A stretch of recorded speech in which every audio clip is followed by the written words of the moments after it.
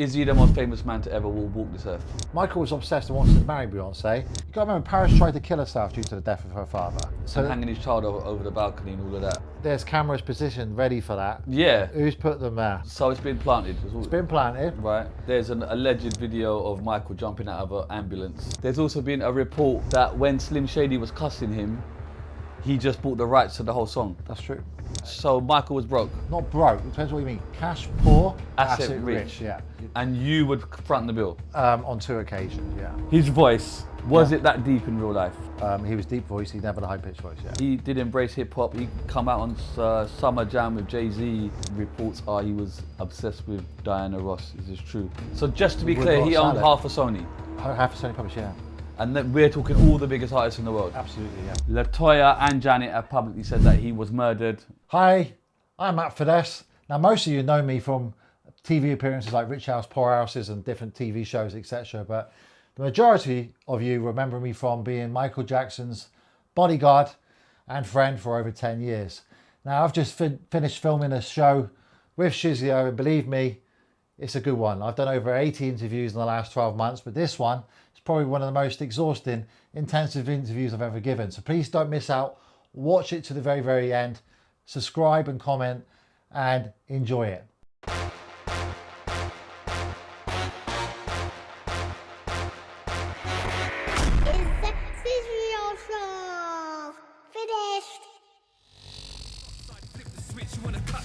Better learn to drift. Porsches, Beamers, Skyline. Evo boy, don't test me. All these horses, someone tell me. How they gonna stop us if we got the drive? Beyond these streets, still tank reads empty. Too much power, someone tell me. How you gonna stop us if we got the drive? How you gonna stop us if we got the drive? You wanna ride with me? Drive. You wanna ride with me? Drive.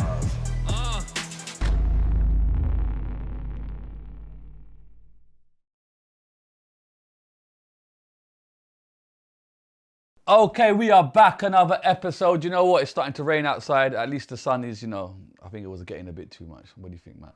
I've had enough sun. The man lives in the sun. I live in Cyprus. Let's not talk about that. I like rain. Rub it in, mate. Rub it in. Real special guest in the building, like epic proportions. I've been talking to this brother over a year. 2 years. 2 years. That's how busy he is. You can't lock him down. He's dodging bullets like Neo. But finally, I don't know what's happened, but he's actually made it.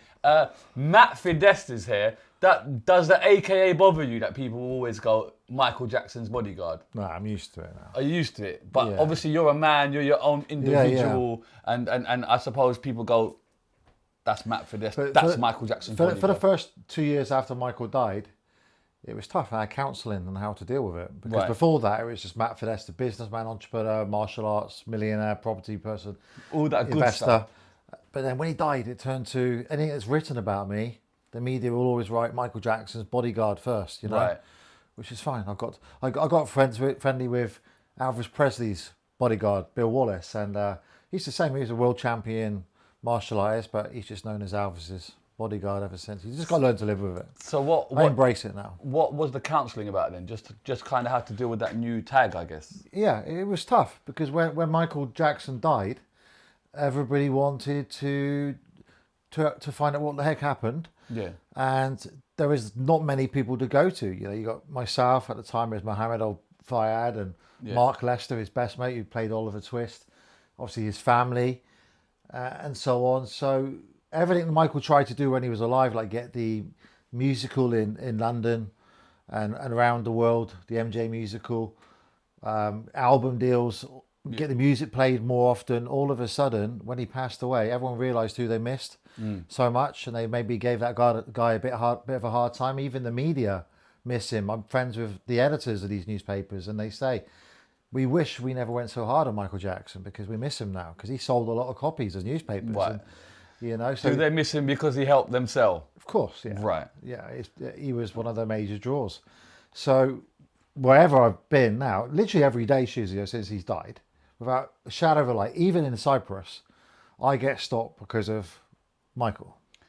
Not sometimes because of the martial arts side or the entrepreneur side of me, but the majority of the time, if I'm totally honest with you, it's because of Michael Jackson the Bodyguard. Last night in London, this morning on the way here, I bumped into I was just going to say... Michael Jackson's best friend, the godfather of Michael's kids. Just earlier, Yeah. who did you bump into? So I was coming out of Paddington Station and I was staring at this man. I thought, it can't be. I ain't seen him for like 6 years because of that situation where we had to stay at home. Yeah. And he's been flying around the world. And I went up and I said, Mark. He goes, Matt. It's Mark Lester, the original Oliver Twist, who's Michael Jackson's best friend. And he's the godfather of Paris, Prince and Blanket Jackson, Michael Jackson. Okay. Yeah, and then Michael's godfather to his children. Yeah. Yeah, we met up.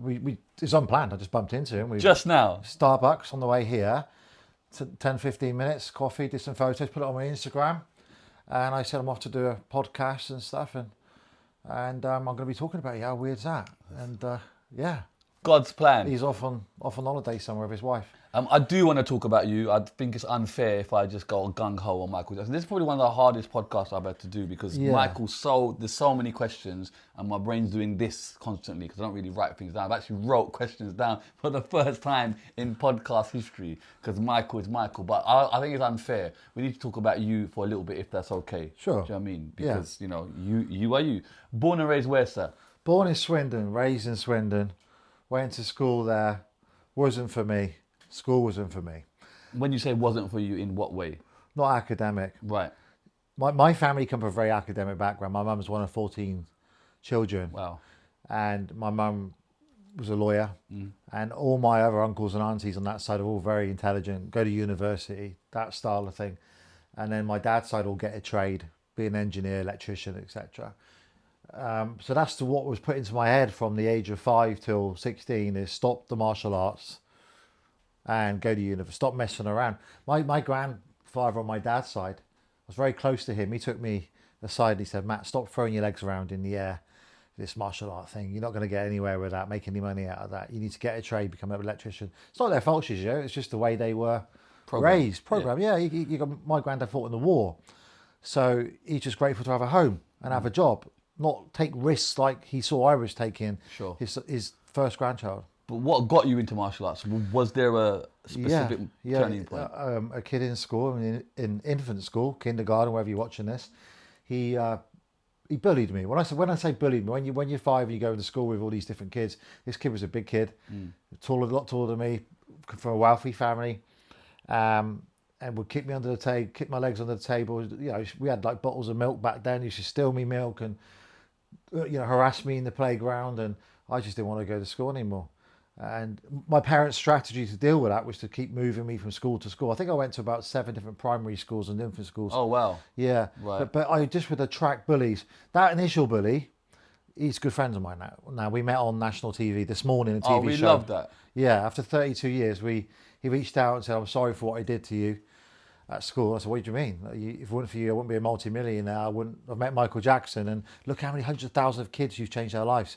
And I said, let's not waste a moment, let's meet on TV. So we met on TV with Philip Schofield and Holly Willoughby, and for the first time we had separate green rooms. And they brought me out, introed me, then they brought him out, we shook hands, and I went back on a train with him, and now he's my anti-bully ambassador. Great guy. Was there some type of like PTSD to seeing this guy? Or have you completely... We were both nervous. Right. I was nervous about him, because I was hearing he was quite nervous in the green room in the ITV studios.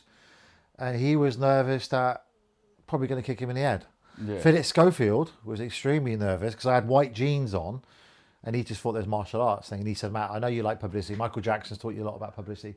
Please don't kick him in the head because I know that'll go viral worldwide. Did that thought cross your mind though? Yeah, got a little bit. Not kick him in the head, no. Yeah. But what I did went more viral, which was set an example, is when he came out, because I knew he was nervous, the producers told me, and I said, Phil, I'm not going to do anything like that. That's not who I am. This guy's put me where I am. If it wasn't for him bullying me, true, who knows where I'd ended up, you know? So he come out and I shook his hand. You can watch it on YouTube. People can type in Matt Fiddes this morning bullied. It'll come up. Shook his hand. I said, thanks for everything you've done for me. If it weren't for you, you wouldn't have changed all these lives. And he was stunned, you know? And I trained with him. We went to the gym together, helped him lose weight. It turned out he was suffering from mental health problems. He's very depressed, and now he's my anti-bully ambassador for my brand. What a lovely thing. Yeah. So when I do big talks and I get kids to talk about what do you think my bully looks like? And they talk about this person. You just And I bring said, him would up. you like to meet him? They're like, ugh. And he comes out, he's a great guy, he's wonderful, he's a great dad, and we're good friends. But every now and then he's like, hey Matt, chuck me a couple of million. I was about to say that. Yeah. Did he You not say say, joking, Matt, yeah. can you give me a little 5% here? Because it was me. He does it jokingly. He said like, oh, when's my Ferrari coming up and stuff, and chuck me a few mil. And I joked too. For every kick under the table, in my shins was another £1 million. But he was a great guy, and I think he's quite proud. I gave him an award at my recent award show for MF Inspired. For him, he inspired the dream that I had because of him. That initial bully, he gets the flack for it. Or it's not just him. Every school I went to, I got a different bully. Right. Because you're underconfident. Until the martial arts made me confident, I ignored it, blocked them out, and I knew that was going to be my career. So you told your parents you're getting bullied, they move you schools, and then do you come up with the idea, I want to go to martial arts? No, so I was in the first school, Holy Rood Infant School, where Anthony is the one I was talking about, the most famous bully one. It got quite intense, and the kid who sat next to me to my left, I wish I could remember his name, but I can't. I'd love to shake his hand. He was studying a martial art called Jiu-Jitsu, and he said, come along, Matt, to this class at this local school. And I went along, and I didn't like it because it was involving throwing. It just wasn't for me. But in the class next door, there was one called Taekwondo.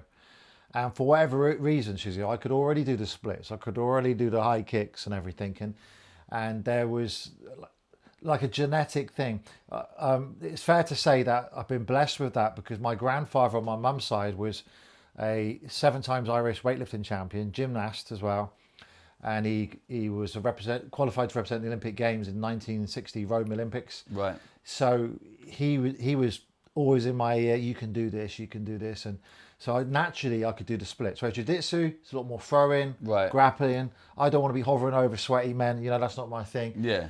But the kicking was a natural thing to me. I just took to it, and from there I was a martial arts fanatic. Used to get up at 5 a.m, watch Jean-Claude Van Damme. We had one TV per house then with a VHS, so my parents didn't know I was doing it. My dad used to call martial arts legalized violence. He didn't understand it. What's the best Van Damme film, FYI, for those, or like top 3? I'm going hard target. I love Kickboxer and Bloodsport. Yeah, they were iconic, weren't they? Yeah. That's what started it off for Jean-Claude. And then Hard Target's good and stuff. I think he had so much more potential had he not gone off down the drug line and going off the rails a bit. Apparently he issued an ultimatum to Hollywood or something that you need me or something, and they were like, do we? And then he had a huge deal. He turned it down.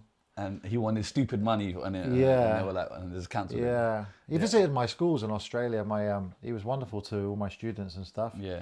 But yeah. Okay, so you learn Taekwondo, you get good at it, it's a bit of you, and then I suppose you don't get bullied anymore. When's that turning point where bullies don't F with you anymore? You still get bullied. You just learn to think, well, I don't, it's just words and it's not going to hurt me. And you learn to avoid it. So from the age of like 12 onwards, I became a black belt at 12. Word got out there, but then they want to take you on more, Shizzio. Right, yeah, there's that as well. I can't go out in the evening, right? It depends on where I am in the world, but if I go out in the evening, you'd think, because I'm a 8th degree black belt, that people will stay away from me. Right. But they don't, especially the Michael Jackson. I mean, they want to beat up Michael Jackson's bodyguard to impress a girl. True. To be the leader of the gang or oppress their wives or whatever. So I have to just And then live with that. how is that for you? Do you always have to keep on your A game, or are you kind of wary of, do you know what I mean? I have people with me, or I just don't go out. Yeah? Just do not go out. Okay, so in school you're not very studious, but the Taekwondo's a bit of you, yeah? I had something at last where at school told, no good at this, no good at that, you can't draw. I can't write, by the way. You can't write? I can't write. Still? No. I could sign my name, But right. That was the school's mistake, where they assumed I was right-handed, like they always do with everyone. Okay. But I was left-handed, and he found out at secondary school. So I got battered not battered by the school teachers, but I got, verbally, like constantly put down because I couldn't draw, I couldn't write. My handwriting is atrocious, really bad. So were they making you write with right hand though? Yeah. But naturally you wanted left.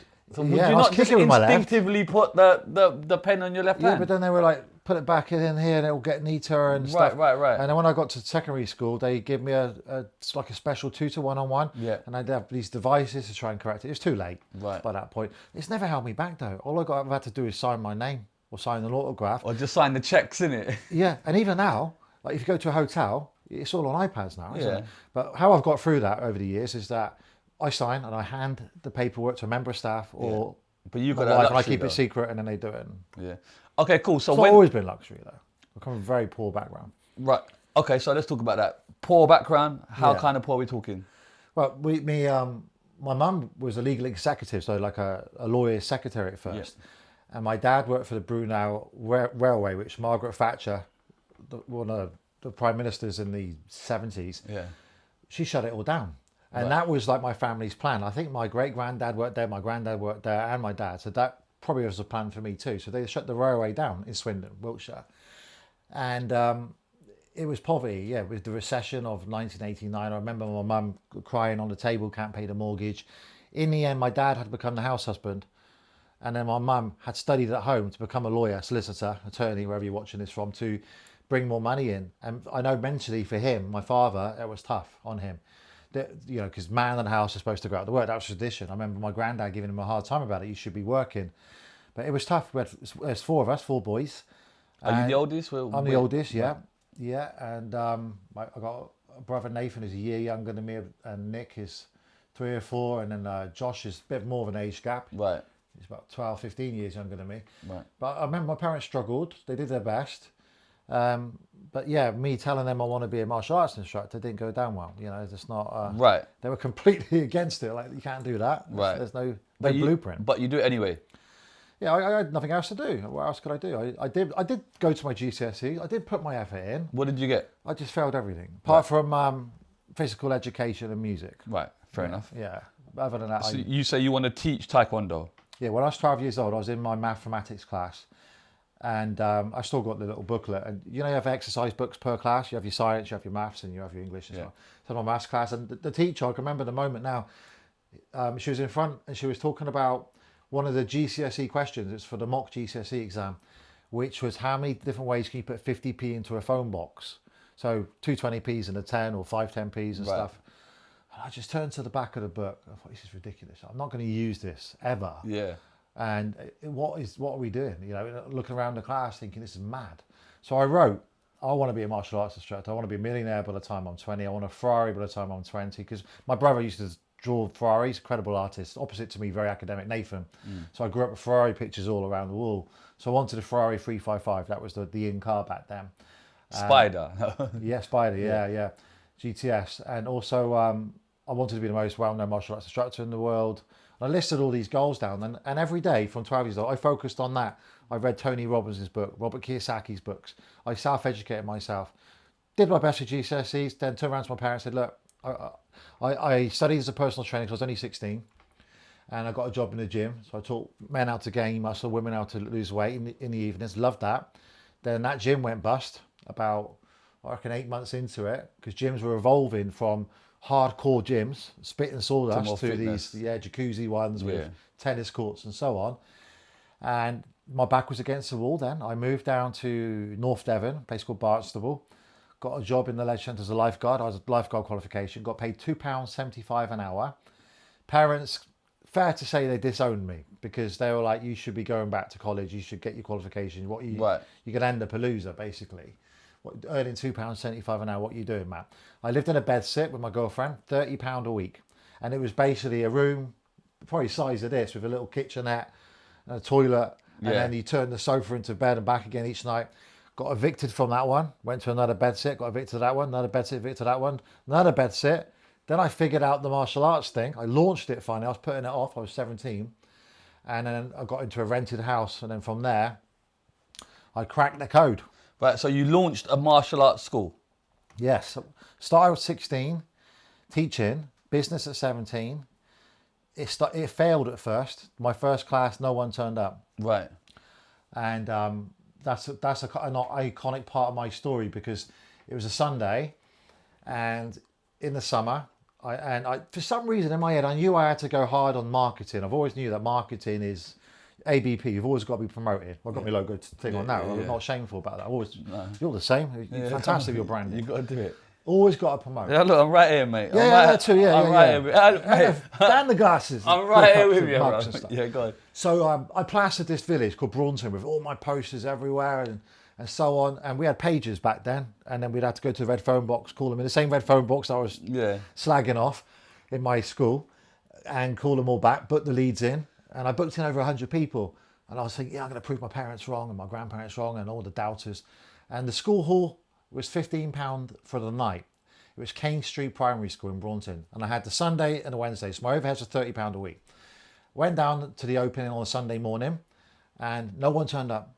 Nobody turned up. Right. And I looked at my girlfriend and I said, I'm going to have to try and figure out my handwriting. I'm going to try and go back to school. Went back to the bed sit, was gutted, put the TV on. Princess Diana died. Okay. So everyone was glued. Right. Yeah, to the TV. That's why no one turned up. Waited 2 weeks, relaunched it, had 100 and so people turn up, paying me £3 a class. And that was fine. I was happy with that. And I had £30 a week overheads. And then the next twist in the puzzle was I had a friend who's in America on holiday. And they were always about 20, 30 years ahead of us in business and ideas. Not so much now because the social media is around. It was around back then. And he come back, paged me, said, Matt, you got to call me quick. Guy was called Lee Charles. And he said, call me quick. So I went to the phone and said, what's up, Lee? And he goes, he's in Swindon, I'm in Devon. He said, you won't believe what's going on in the States. There's martial arts millionaires. And we're all about standards. We're old school, right? So we're like, yeah, but I don't want to compromise my students' standards and kicks and stuff for money. And no, they got the standards and they got the money. I was like, okay, cool. Let's check it out. So I saved up £350 from working as a lifeguard still and doing my £3 a lesson classes. Flew out to San Francisco. And there was over 1,000 millionaires going to this conference. And it's just about martial arts business. And I went up to I had nothing to, this is my last £350, literally. The owner of the conference, a guy called Nicholas Kokinas, heard about me coming over. I grew the ponytail, by the way, to make myself look older. I read somewhere, if you had long hair, you look older. When there was some truth to that. I need to cut my head in. Yeah, it's true. You cut it, and my kids ran away from me. You know, it does make a difference. So I walked up to this guy, I said, Mr. Kokinas, nice to meet you. He was in his 80s, very, very wealthy man. Not a martial artist, businessman. Right. Shares in the Marriott hotels, property guru, who realised he could commercialise dance and martial arts. Yeah. And he was impressed by that. Because in America, when you got ambition, or you do well, they pat you on the back. They want to take you out for dinner. They do UK, that, yeah. They want to stab you in the back. Absolutely true. So he was so impressed with this 17-year-old skinny lad coming up with the ponytail. And he heard about me. Spent my last money to get over there. He said, listen, if I'm going to make you rich, I might as well make you famous. And he took me under his wing and he introduced me to the most successful martial arts school owners in the States. Told me who to go and follow. Arranged for me to meet them at 4 a.m, spend a day with them, then go to another one, bring all the notes back to the UK. And I was the first person to commercialise, me and Lee and a couple of other people, the martial arts industry in the UK. Put them on direct debit. It was standard all back then. Make it educational, not just about the fighting. Stop teaching in another language, make it English, you know, and it took off. And then my main school in Barnstable, I wanted the full-time American centre. So I found this building. I was 17, I was too young to sign a lease. So my girlfriend, I changed her name to Fiddes, and she was happy with that. She signed the lease, she's older than me. They laughed me out of there at first, so you can imagine, like this £200 a month rent for this big space. I had to knock all the partitions down because it's an office space. And he said, how are you going to make any money out of karate? And I said, well, I believe I can. It's what I'm doing in the village at the moment at £3 a class. And I've turned them on standing orders. And it was actually my mother who called him up and said, I think my son's onto something. And she was a respected lawyer in the area. He was an estate agent. She was a conveyancing lawyer, property lawyer. So he respected her. She said, why not give my son 6 months free rent? And free rent? Well, that's kind of a norm in negotiating leases, though. Right. In return, that he does it up. He knocks down the petitions. If it don't work out, you've lost nothing. The property market back then went great for letting, and give him a go. And he did that. He gave me 6 months free rent on the premises, and then after that, kicked in at £220 a month, if I remember rightly. Long story short, I went aggressive in my marketing. Got the guy in town who leads by example. I could do the kicks. I was in shape. I represented what the parents wanted their kids to become. I had 700 members making £1 million a year.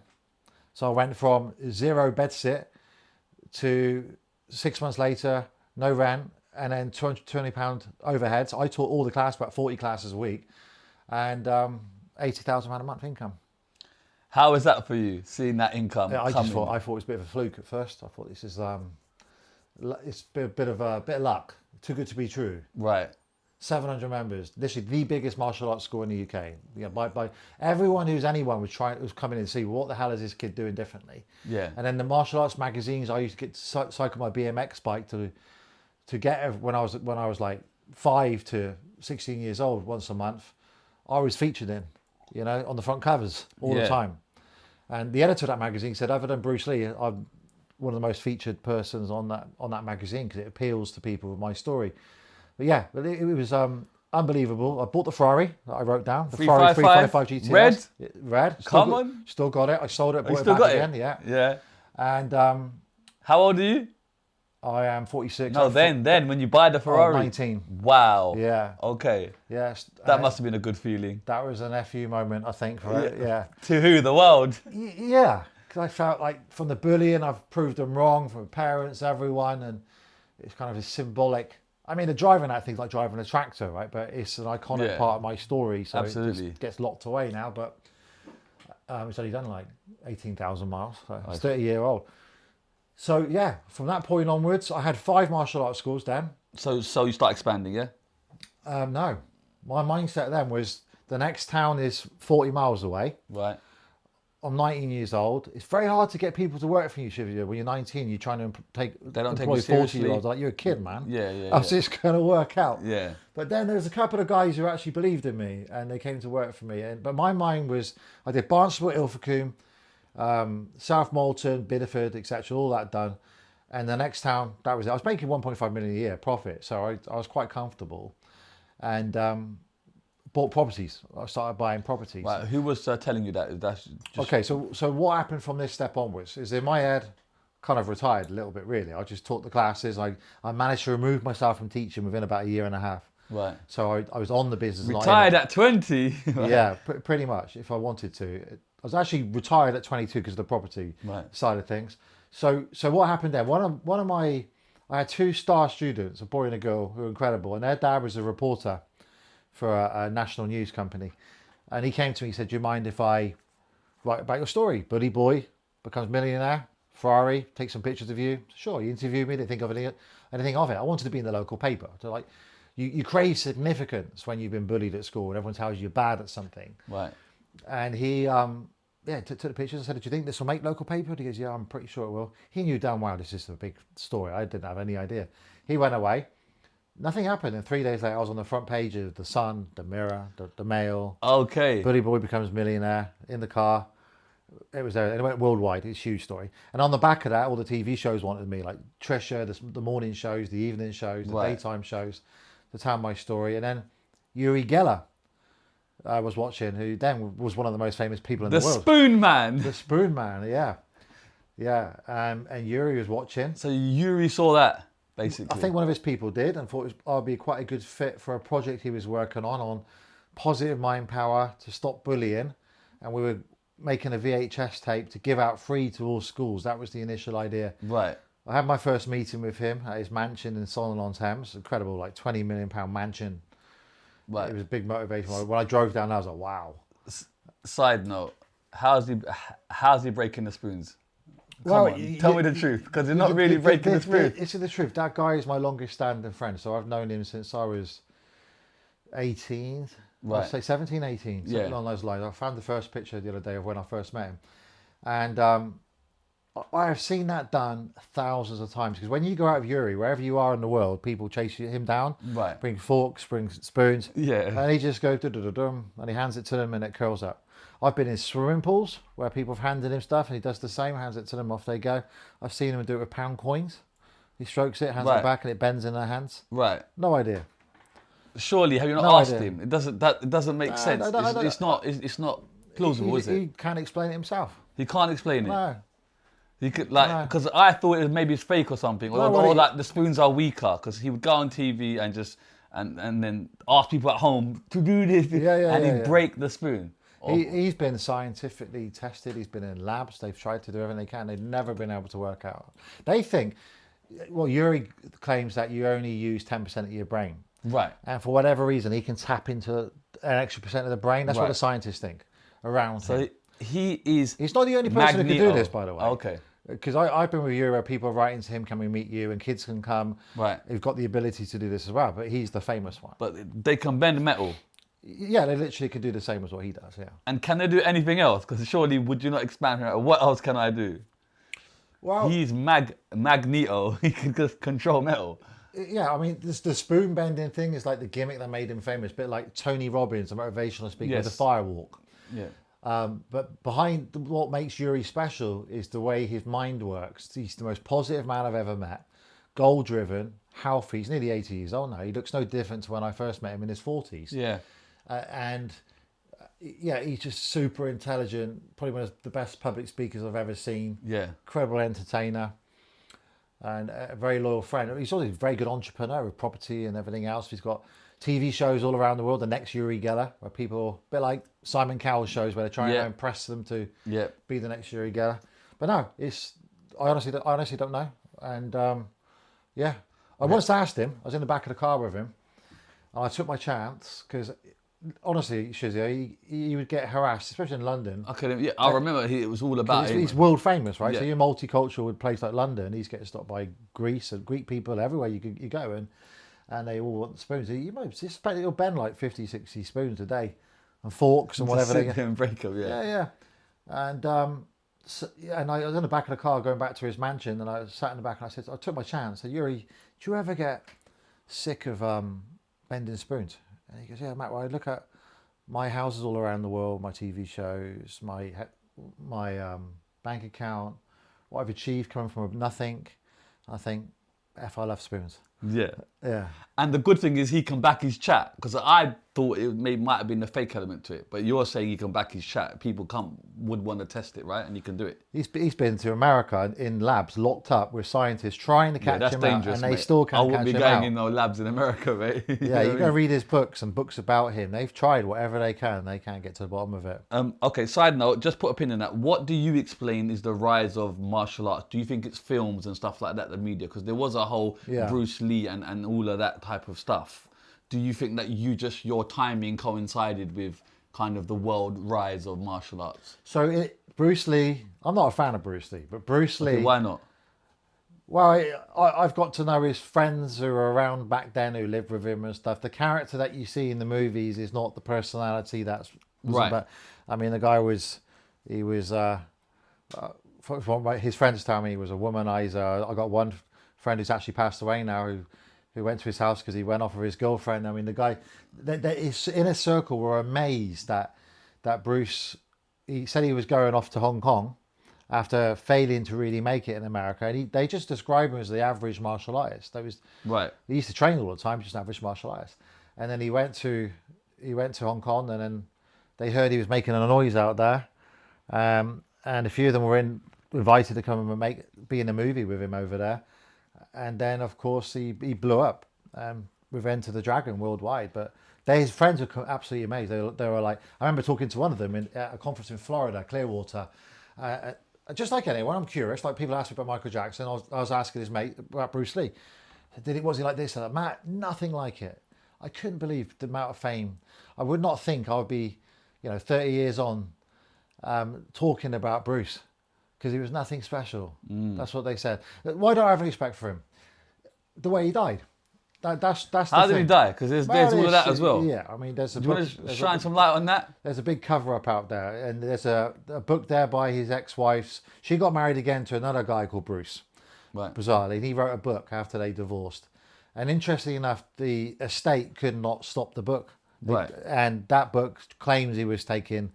Allegedly. Allegedly was taking anabolic steroids, painkiller addictions, all these. Right. He would go for it all out. Right. Much like Schwarzenegger would have done. It would have been the guinea pigs back then. Right. And his friends would back that up too. So this whole sugarcoating on how he died at 32. So when people come up to me and say, I want to be like Bruce Lee. Really? You want to be dead at 32? Because clearly whatever he's done, you don't just die of a painkiller. I mean, he's had plenty of painkillers in his life, no doubt about it. So that book, people can go look it up, it's an interesting read. But what I do praise him for is that he did start, if it weren't for him, I wouldn't be where I am, for sure. He put martial arts into the mainstream. He made it entertaining. He's incredible on camera. He's dynamic. He's unbelievable. But as a role model, Could you have taken him? I don't know the guy. I mean, I ain't got a clue. Could I? I don't know. I don't know. Matt, come on, man. I don't think of it like that. Okay. I've heard he was very, very good, but on screen it's easy to pull all that off. You know, a kick is a kick, and you can speed things up, you can do things. I'll tell you, his physical shape was incredible. If you look at bodybuilders and how they prepare themselves to show, this guy was like 1-2% body fat. Yes. And that takes some doing to do Absolutely. that. Whether he's taking steroids and all the other stuff that goes with it, that still takes some doing to do that. But then he died, so...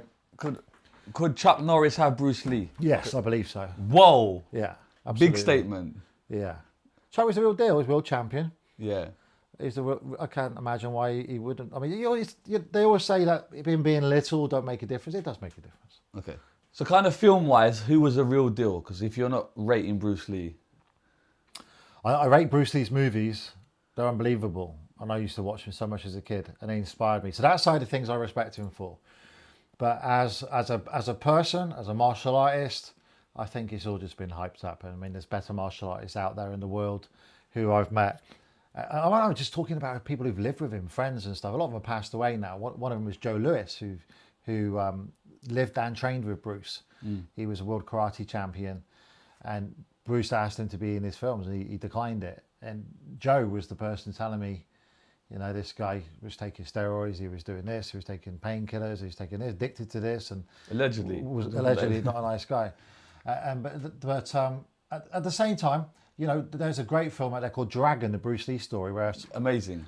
Yeah, someone's playing Bruce Lee, and it's great. I watched it over and over again. It's fantastic. But behind that, allegedly, in this book, there's a contract that says you can't mention this, you can't mention that, you can't mention his affairs, you can't mention his drug use and stuff. That was signed to sugarcoat it in the biopic, which is fine because, you know, that's the way the estate and stuff wants to portray him. But the guy was on-screen genius legend, wasn't he? I mean, you can't take that away from him. You've got to remember, he's only made, was it 4 films? Big Boss, Way of the Dragon, Fist of Fury. Well, what's the one that says Game of Death? Enter Dragon. He did like 10 minutes of Game of Death. Oh, really? Yeah, and the rest of it was done by lookalike. Oh, I didn't even know that. Yeah, there 10, you go. 15 minutes. Enter the Dragon came out pretty... I don't think he realised how famous he got. Because Enter the Dragon was filmed and then he died shortly after. So I'm not sure if he actually... I think he saw the film, but didn't see its success, the worldwide fame. But on camera, who's the real deal? Steven Seagal? Okay, I'll get a lot of hate for this, but Steven Seagal is the real deal, yeah. Absolutely. Okay. He's a tough dude. I know he's controversial. He's not liked, but Why is he not liked? He has a lot of political stuff with Russia and things. Oh, and is it? Okay. Put on a lot of weight and very different.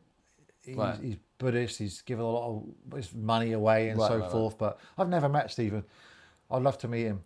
But he is the real deal. I've got friends who are friends with him, and he's proper. He was plucked out as a martial artist. Van Damme as well. Van Damme gets a lot of stick for not being the real deal. That guy was winning karate championships before. I don't know why they don't give him the credit. So who's your top 3 then? Jackie Chan?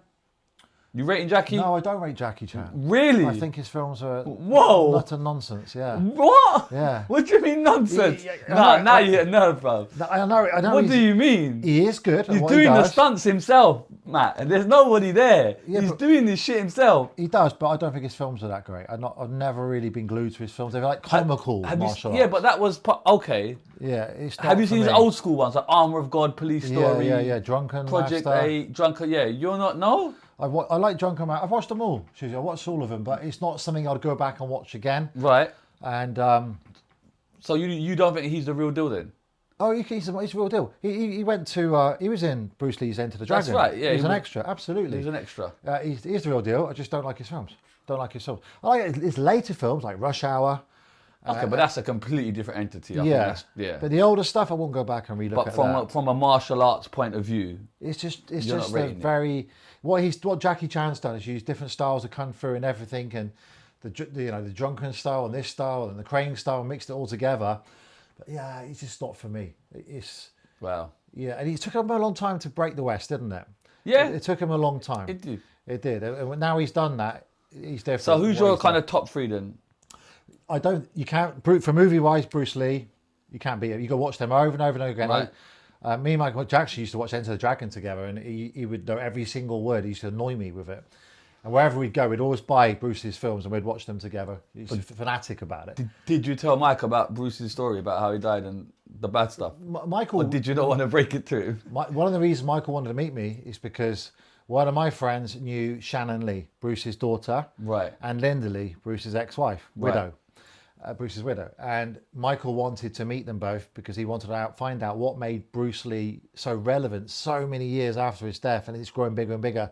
So he wanted to quiz Shannon, quiz Linda Lee on what made Bruce tick. How did he do it? That's what Michael worked. He would study the greats and then make himself better. And we were just about to organise it and stuff, and Michael didn't turn up. But it was quite funny. I remember the call we made too. We got through to Shannon Lee's people. We spoke to one of her best friends. She was called Diana Inosanto. Diana Inosanto was one of Bruce Lee's best friends. It's his daughter. She's goddaughter to Bruce Lee. And she said to me, Michael Jackson does know that Shannon Lee's married. And we're like, yeah, he knows. He just wants to meet and be respectful to the father and learn what made him tick as an entertainer. Why did he not show then? If he's put all that work together He slept in. He slept in? Yeah. Okay. Yeah. Could you not schedule this? Nah, I think Shannon had enough by that point. Yeah. Wow. To Shannon Lee, it's no big deal. She wasn't too fussed about meeting Michael Jackson. I don't think it took a lot of persuasion that this was the real Michael Jackson first, and then when we finally convinced them that Michael was messing them around, and it just didn't happen. Yeah. So. Okay. Cool. Okay. So just to answer that question, the real deal. Go on. Yeah. The real deal on screen, and then we can move on. The real deal. Yeah, ones who are the ones real that are probably lesser known. So, Scott Adkins is great. Who's that? Zach, this is the thing, right? Right. They don't make it over the West so much, but they're very big elsewhere. He did Boyka series. He's fantastic. Jet Li. Yep. Proper martial artist. Donnie Yen. Yes. Silvio Simac. Ip Man, yeah.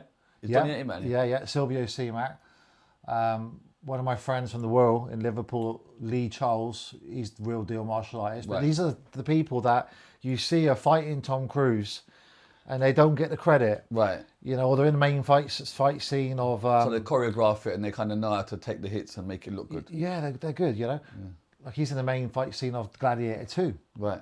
But he doesn't get credit for it like I think he should do. I mean, it's funny how the film industry works. Yeah.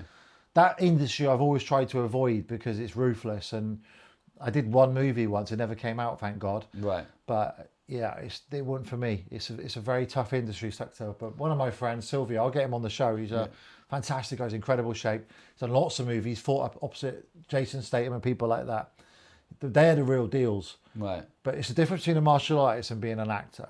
It's a very, very different thing. I hear you. Bruce Lee, from what I know, you got to remember, I was born in '79, right? So he was gone by the time I was born. But Bruce Lee had the aura on TV. Yeah. He just had something about him. Yeah. And he had that in his personal life as well. He was just charismatic. You have to be charismatic to do what he's done. Right. Okay, right. So you go on TV, Uri Geller sees you. He sees me, yeah. Then connects with you and you guys start working on this. I wasn't going to go at first. Right, why not? Because I didn't, honest answer, right? I didn't know who Uri Geller was. He's going to hate me saying that. Right. So no, it's not quite so true. So you said it now, it's too late. I had an answer phone message from one of his team saying Uri Geller would like to meet you at his house and mansion or something on Thames. And I just brushed it off because I was quite in demand back then, because national TV back then was 20 million copies per newspaper, 20, 30 million people would be watching this morning TV show. It'd be huge. Yeah. So I was in quite demand. And it's just one of many phone calls. And I go home. No, I visit my mum. That's right, my mum and dad. And I say, Mum, this guy called Uri Geller or something wants to meet me. She goes, you're joking me. He's one of the most famous men in the world. So really? I said, yeah. The spoon bender guy. And I had some memories then come back to me of the spoon bending on TV as I was a kid and stuff. And I thought, okay, I'll go meet him. And I even, so much, we didn't have the internet back then. I had to make sure I had a picture of him so I'd recognise him at his house. Right. I never told him this, by the way. So, yeah. I said his personality, as soon as he turned out, I met one of his team first, his brother-in-law, and then Yuri's on a phone call and he came in, he's like, Matt, and we got on like a house on fire, and he became godfather of my daughter Madison. That's lovely. And we became best mates, and Okay. And that was it. He was like my mentor. Like buying property, stop wasting money on Ferraris, not going to build any more land. Right. And I got one of the largest privately owned property portfolios in the UK now, and it's down to him, you know. How many properties are you talking? I don't need a number, but yeah, ballpark. we are way up there. We're hundreds, yeah, thousands. No, they're not thousands. Right. No. We're like over 300 units. Right. Depends what you count. When you say we, that's you. Me and my wife. Yeah. I got some business partners too. So depends if you count them by apartments or do you count them by family homes and so. So I have a bit of a mixture of property there. Right. And that's because of him. And that's where my real wealth came from. What's the current value if you had to sell that all, roughly? Probably about 80 million, I reckon. Okay. Yeah. Wow. Does that ever blow your mind? No, because I don't know any different, and I'm always. I think with my life, it's always been 17-year-old in as an entrepreneur, in as a property investor, buying property at 18. Yeah. Yeah, I know it's not been normal. I've got daughters now. One of them's nearly 22. One's 19, one's 18. And I think, God, if they had the pressure on my shoulders of being friends with the most famous people in the world at 18, having property, having a big business, everyone, you know, jealous of you too. I mean, I had a lot of hate. It was offline hate back then. The internet wasn't around. So it was pretty tough. Like people graffiti in the walls, kill Matt Fiddes. And my local town hated me. Was that just kind of jealousy? I get it now. I'm 46 and I look back, but at the time I was like, why are they being like this? Because I've got 700 members. I'm serving the town, but I'm not from that area. I moved from Swindon to Barnstable, very tight area. Think about it, Shizzio, right? I had long hair, permed. I'd had it permed for this video series I did with Uri. Yeah. They demanded it, but they were paying me 100 grand, so I'd put me flipping hair. 100 grand back then was like £1 million like now. $1 million, yeah. And I was first step on my ladder to success. We're doing a kickboxing fitness video series together. So I'm driving around a Ferrari 355 with the roof off in the winter. Had perfect condition back there, big muscles, abs ripped up, baby oil on, Duro tan, and I wonder why everyone hated me. I'm making all the money. Your best mates, Uri Geller, Michael Jackson. It's too hard for them to understand, isn't it? No, I hear that. Okay, so then does Uri introduce you to Michael then? I had no idea. I had no idea though. So we were friends, me and Uri were friends for a good year. Right. Before, there was lots of people, he's world famous, so people reach out to him. He was friends with John Lennon and people like that. And, Elvis, and he's worked and collaborated with many artists. He designed logos and worked with people, NSYNC, the band, people like that. So phone calls used to come in. We used to go for these long walks together. He wouldn't have a sit-down meeting. It'll be a couple-hour walk, be exhausting. And phone calls will come in from presidents all around the world and stuff like that. But I'd never heard about Michael Jackson connection at all. Right. And then what happened is that I was at home. I normally go to bed late anyway, but I went to bed about 1 o'clock in the morning. And 3:30 in the morning, the phone called. It was landline, because mobiles weren't really a thing back then. Right. And I answered it. It was Uri, and he said, "You need to come to my house right now." At 3:30 in the morning? Yeah. Right. And you can't tell anyone, and I can't tell you why. And I said, "You got to tell me why. What am I going to tell my missus?" Yeah. So he said, "You got to come now. If you don't, it'll be the biggest regret of your life. You know, you trust me. I'll put you on the right path." And he had done. I'm very grateful to him. He said, "I love you. Bye." Put the phone down. And I tried ringing him back, and he wouldn't answer. And me and my missus had a massive row, man. It was like, you imagine trying to go at 3:30 in the morning. Right. Anyway, I left the house, got in my car, went to his place. His magnificent gates opened up to his property. Yeah. Nothing abnormal. There were 3 black SUVs outside. Right. Go inside the living room, and this man comes up to me, bows to me, and said, "Hi, Master Fiddes. My name's Michael Jackson. Pleased to meet you." And that's how it all started. So it turned out that Michael was a black belt. So Joseph Jackson, his dad, made all the Jackson 5 become black belts in Kung Fu. And he wanted, along with his friend, who I've just bumped onto on the way here, Mark Lester. Yeah. He wanted to go to second dan. And it's very hard for him. He can't just turn up at martial arts school. So it had to be a situation where we do it in hotel suites and stuff. So conversation happened between him and Uri. I don't know exactly how it came about. And he wanted to meet me because of my business entrepreneur. He admired my martial arts, what I've done, so young. And obviously, Uri knew that he could trust me with Michael. That I didn't need money from Michael Jackson. I never took money from Michael Jackson. It actually cost me money in the end. So we hit it off. And he said, "Could you introduce me? Can you make it happen to Shannon Lee and Linda Lee?" I said, "Yeah, I believe I can." and can you get me the second hand along with Mark, or I'll introduce you to later? And he says, yeah, that's not an issue. We'll do it in a hotel suite. We'll sneak off into a hotel gym. We'll organise that.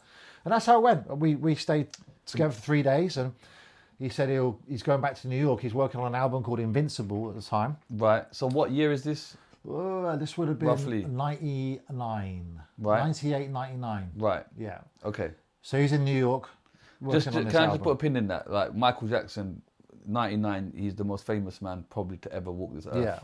You say that was it. You can't, when he walks in a room, like, how is that? It Do was, you feel like it's not real?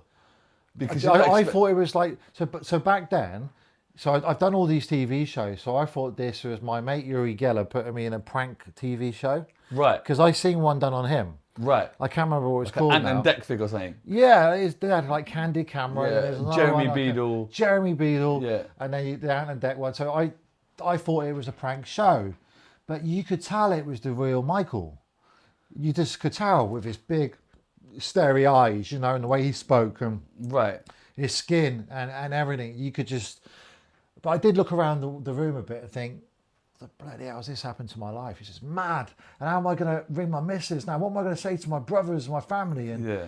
they're going to think I've lost the plot. I just spent 3 days with Michael Jackson, the King of Pop, with Yeah. Uri Geller, watching The Matrix and having a curry on the floor. They're going to think I've gone mad. Yeah. But he helped me out with that. He spoke to them all and stuff and things. So, and Uri. So it had to be kept a secret. But yeah, he said how he left it. I went for it. It's like, I said, I wanted his number, obviously, because I wanted to stay in contact. Because I didn't know how I was going to stay in contact. I said, Michael, can I have your number? And he shut me down. He said, I don't have a number. And that was a bit awkward. He goes, oh, can I take your number? I'll ring you. And I thought, he's never going to ring me. This guy's never going to call me. So this is after the 3 days. It's at the end of the 3 days. So you train him in that 3 days? No, we didn't start training. Okay. We were just But chatting there about was everything talk from about Bruce Lee to you martial training, art. and you're watching Yeah. things like The Matrix. We watched the Matrix movie. Yeah. And what else? We watched the Uri Geller biopic. Right. Yeah. Lots of things, lots of movies. We ordered curry, we sat on the floor, we chilled, we went out for walks. I took him out in my car, and Where did you take Michael Jackson in your car? just around Reading. Huh? They just thought it was a lookalike. What? Just you and him? Yeah. In your what? Ferrari? Ferrari, yeah. And he liked it because it had the lights that go up, Yeah, the pop and up. he used to call it the frog car. Right. He says, I want to go in the frog car. So let's do it. So you and Michael Jackson just driving around Reading? Yeah, and then people were beeping at us, like, hey, waving, he'd wave back, and he's like, they just think it's lookalike. It's okay, man. We couldn't go out on that thing, but we went all around Sonin and So you Woking. don't get out of the car, you just drive around? Yeah, we didn't get out of the car. And that was this on is strict how- instructions, do not get Mr. Jackson out of the car. So we stayed in And the they car. the whole trusted just you and him? time. Yeah. I don't think they liked the idea. Right. When you say but they, is that his team? Or? His American team. Right. But this was a temporary American team. His long-term bodyguards, the Nagin brothers, had left by this point. Right. He had them right up until the end of the history tour. Right. And I think they just retired. So he was going through security one after the next. So that's what leads us on to the next stage. So Right. So this team didn't really know him that well. He didn't know them that well. He couldn't answer the phone in front of them. Didn't have private conversations in the back of the car with them. Yeah. And he was moaning a lot about that. And it was costing him $150,000 a month to run. And they were ever changing. So he probably in his head, I don't know, I never asked him, I never asked Uri either. Was there ever a conversation? Could Matt take over being my bodyguard? I don't know. It just happened naturally. Right. Where I was like, these guys are ripping you off. Enough's enough. I don't want no money. I'll sort it out. I'll take care of whatever you want. So and you can have all my team as well. So you with him for 3 days. Yeah. You ask for his number. He says he doesn't have a phone. He takes your number. He didn't have it because he get harassed too much. He said he's tried having mobile phones and stuff. It don't work. He just gets harassed and fans get it. So there's like a central number you can ring. And then you leave a message and then it diverted to wherever he's staying, the hotel suite. And he'd pick it up and he'll get the message, like spoken word to him. Right. And then like a pager, like a page. Yeah. It was like a network thing. Right. It would track him. It would automatically link a divert system, and he'd be under a fake name basically. And then you get a phone call from him back, say under his fake name, and then you ring the hotel. Can I be put through to Did this his fake name always change? No, it always pretty much stayed the same for us anyway. What was the fake name? I've never said that before. He's dead now. What do you mean? Okay, it was Mr. Sterling. Mr. Sterling. Yeah, and his email was Mr. Sterling too. Okay. Why? Yeah. What's the reference for that? Is that? I don't know. I never asked him. No. No. Okay. But no, he had like Disney characters and stuff like that and things. But the main one would be Mr. Sterling. So if we were completely out of touch, and he would, the bodyguards would change their number. So he'd make me change my number every week or every 2 weeks, which is very annoying because the fans do get it. The media would get it. The media were very aggressive back then. Right. It's not like it is now. Right. that was the deal, that we had to change the numbers. When we were with him, we couldn't tell him anywhere where we were. If it's public visit, it'd be very different. He'd want the fans there and the media there. But for the secret trips, where he would just be here hanging out with us or hanging out at my house or whatever, then it would be closed down. So after the 3 days, he takes your number. And he takes my number, and I'm thinking, I'm going to hear from this bloke again. You know, I'm not going to hear from this guy. And he said he'll call me within 2 weeks, invite me to New York. It was about, I reckon, 3 months later of silence. And then how was that 3 months? Like, awful. Yeah. I felt like a fool. Yeah. Because my family started to doubt me, like, So you tell them I've been with Michael Jackson for 3 days. Yeah. And my mother's spoken to him.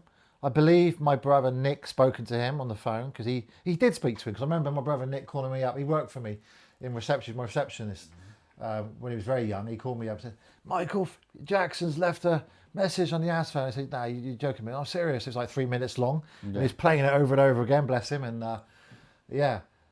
but yeah, after 3 months, I'm like, oh man, this guy's, I didn't want to go to Uri. I said, Uri, can you give him a nudge or whatever? Yeah, you just left it. Looked like an idiot. Yeah. And then what happened then? Yeah, out of the blue. That's what happened. He left a message on my answer phone at my martial arts school in Barnstable. Right. On the landline. And my brother, who was there managing reception there, picked it up and said, he's left you a message. He's left tickets for you to go to New York and join him. And you got to go right away. And I went. And I was there when he was recording Invincible, and we chilled out together. He slept a lot. I mean, this was the only thing that was different, is that the guy didn't get up to 2 or 3 in the afternoon. He'd be like nocturnal. So after like a couple of weeks, I was absolutely shattered, man. I couldn't wait to get back home. Right. So I didn't see him a lot. I would see him for a couple hours a day, and then we'd go watch a movie together, like Toy Story 2, I believe we went to see. Where, in the cinema? In New York, yeah. So he's actually actively going out to cinema. Is this the disguise stuff, or? Well, he said he was moaning to me about how he gets mobbed everywhere he goes and he can't do it, and I really he wanted to see Toy Story 2 so bad, so he said, "Oh, I'm gonna go in disguise." I just assumed he meant, be proper disguise. He obviously changed his mind, and the funny part to this story is, I don't think I've ever talked about this before either. Is I said to him, I'll meet you in the car park. The car park would be underground. And then our hotel suites would have the living room. I'd have a bedroom off his hotel suite. And then he would have his bedroom. And it'd normally take a couple hours to get ready. By the time he's done it's all an act, the makeup and all the rest. That does what he needs to do. So I get in the back of the bodyguard car. And then we have a chase car as well. And then Michael slips in the car. And he's got the face mask on. And he had the fedora on, and he had the jacket, like bomber jacket from the Dangerous World Tour on, and the usual stuff you see, the loafers, the white socks. Yeah. And he was grumpy. He was really grumpy. And I was trying to make conversation with him, and he was being really strange. And then my phone went, and it was unknown number, and I answered it. And he goes, "Hey, it's me." I said, "Who?" "It's me. It's Michael." I'm like, "What?" And he goes, "Got ya." And it was his body double. Really? Yeah, he was going to help us out that night. So the body double would come in one way, and then we'd go the other way. And he'd always be on hand if we had issues, that he would divert the issue, and then we could slip out the fire exit. So he would have a body double, someone that would look like him. It's funny you say that, because Navi, and you know Navi. Yeah. Navi's from Ilford, big up. We used Navi a few times. That's what I mean. So Navi is from Ilford. He's a Michael Jackson lookalike. That's he right, performs as Michael Jackson. Big up Navi. I know his brother Anthony and Marcia's sister. Okay, he used to say, because I knew his brother in school. Yeah. And his brother used to say to us that, like, in certain events, Navi would go out the front door. That's right. And Michael would go out the back door. Yeah. So we had 3. We had Ernest, Valentino. We had Navi, and then there was the one that was used the most because he's in America all the time, which is ECAS. He was called. Navi was involved. Navi's older than me. He was involved more before I met Michael, so he was helping out in the '93 allegation time, and to divert attention. Right. But people used to chase him, and then Michael. Do you know the strange thing? Right? If you actually got them all together, they look nothing like Michael. This is the strange thing: is people have this perception, but from a distance, maybe so. But yeah. I remember going to Navi's house, and I'll never forget it. He had a Michael Jackson signed hat in a glass cabinet, and it was signed. And I used to think, fucking hell. Yeah. And I'm in Ilford. I think I remember that. Michael sent that to him. Yeah. Yeah. He's a good guy. He's good. He doesn't do so much of the stuff anymore. Yeah. But okay, you go cinema. Toy Story. Oh, sorry, no. He says that's his body double. Yeah. And then Michael gets in the chase car and off we go. Right. And then we always miss the first few minutes of a movie in the last because you get recognised. But all throughout the cinema, he's throwing popcorn at people. And, Are you not telling him you shouldn't be doing that in case people turn around? Yeah, and You're going to start a fight in here, mate. Yeah, and then he wants to go to the bathroom. That's another.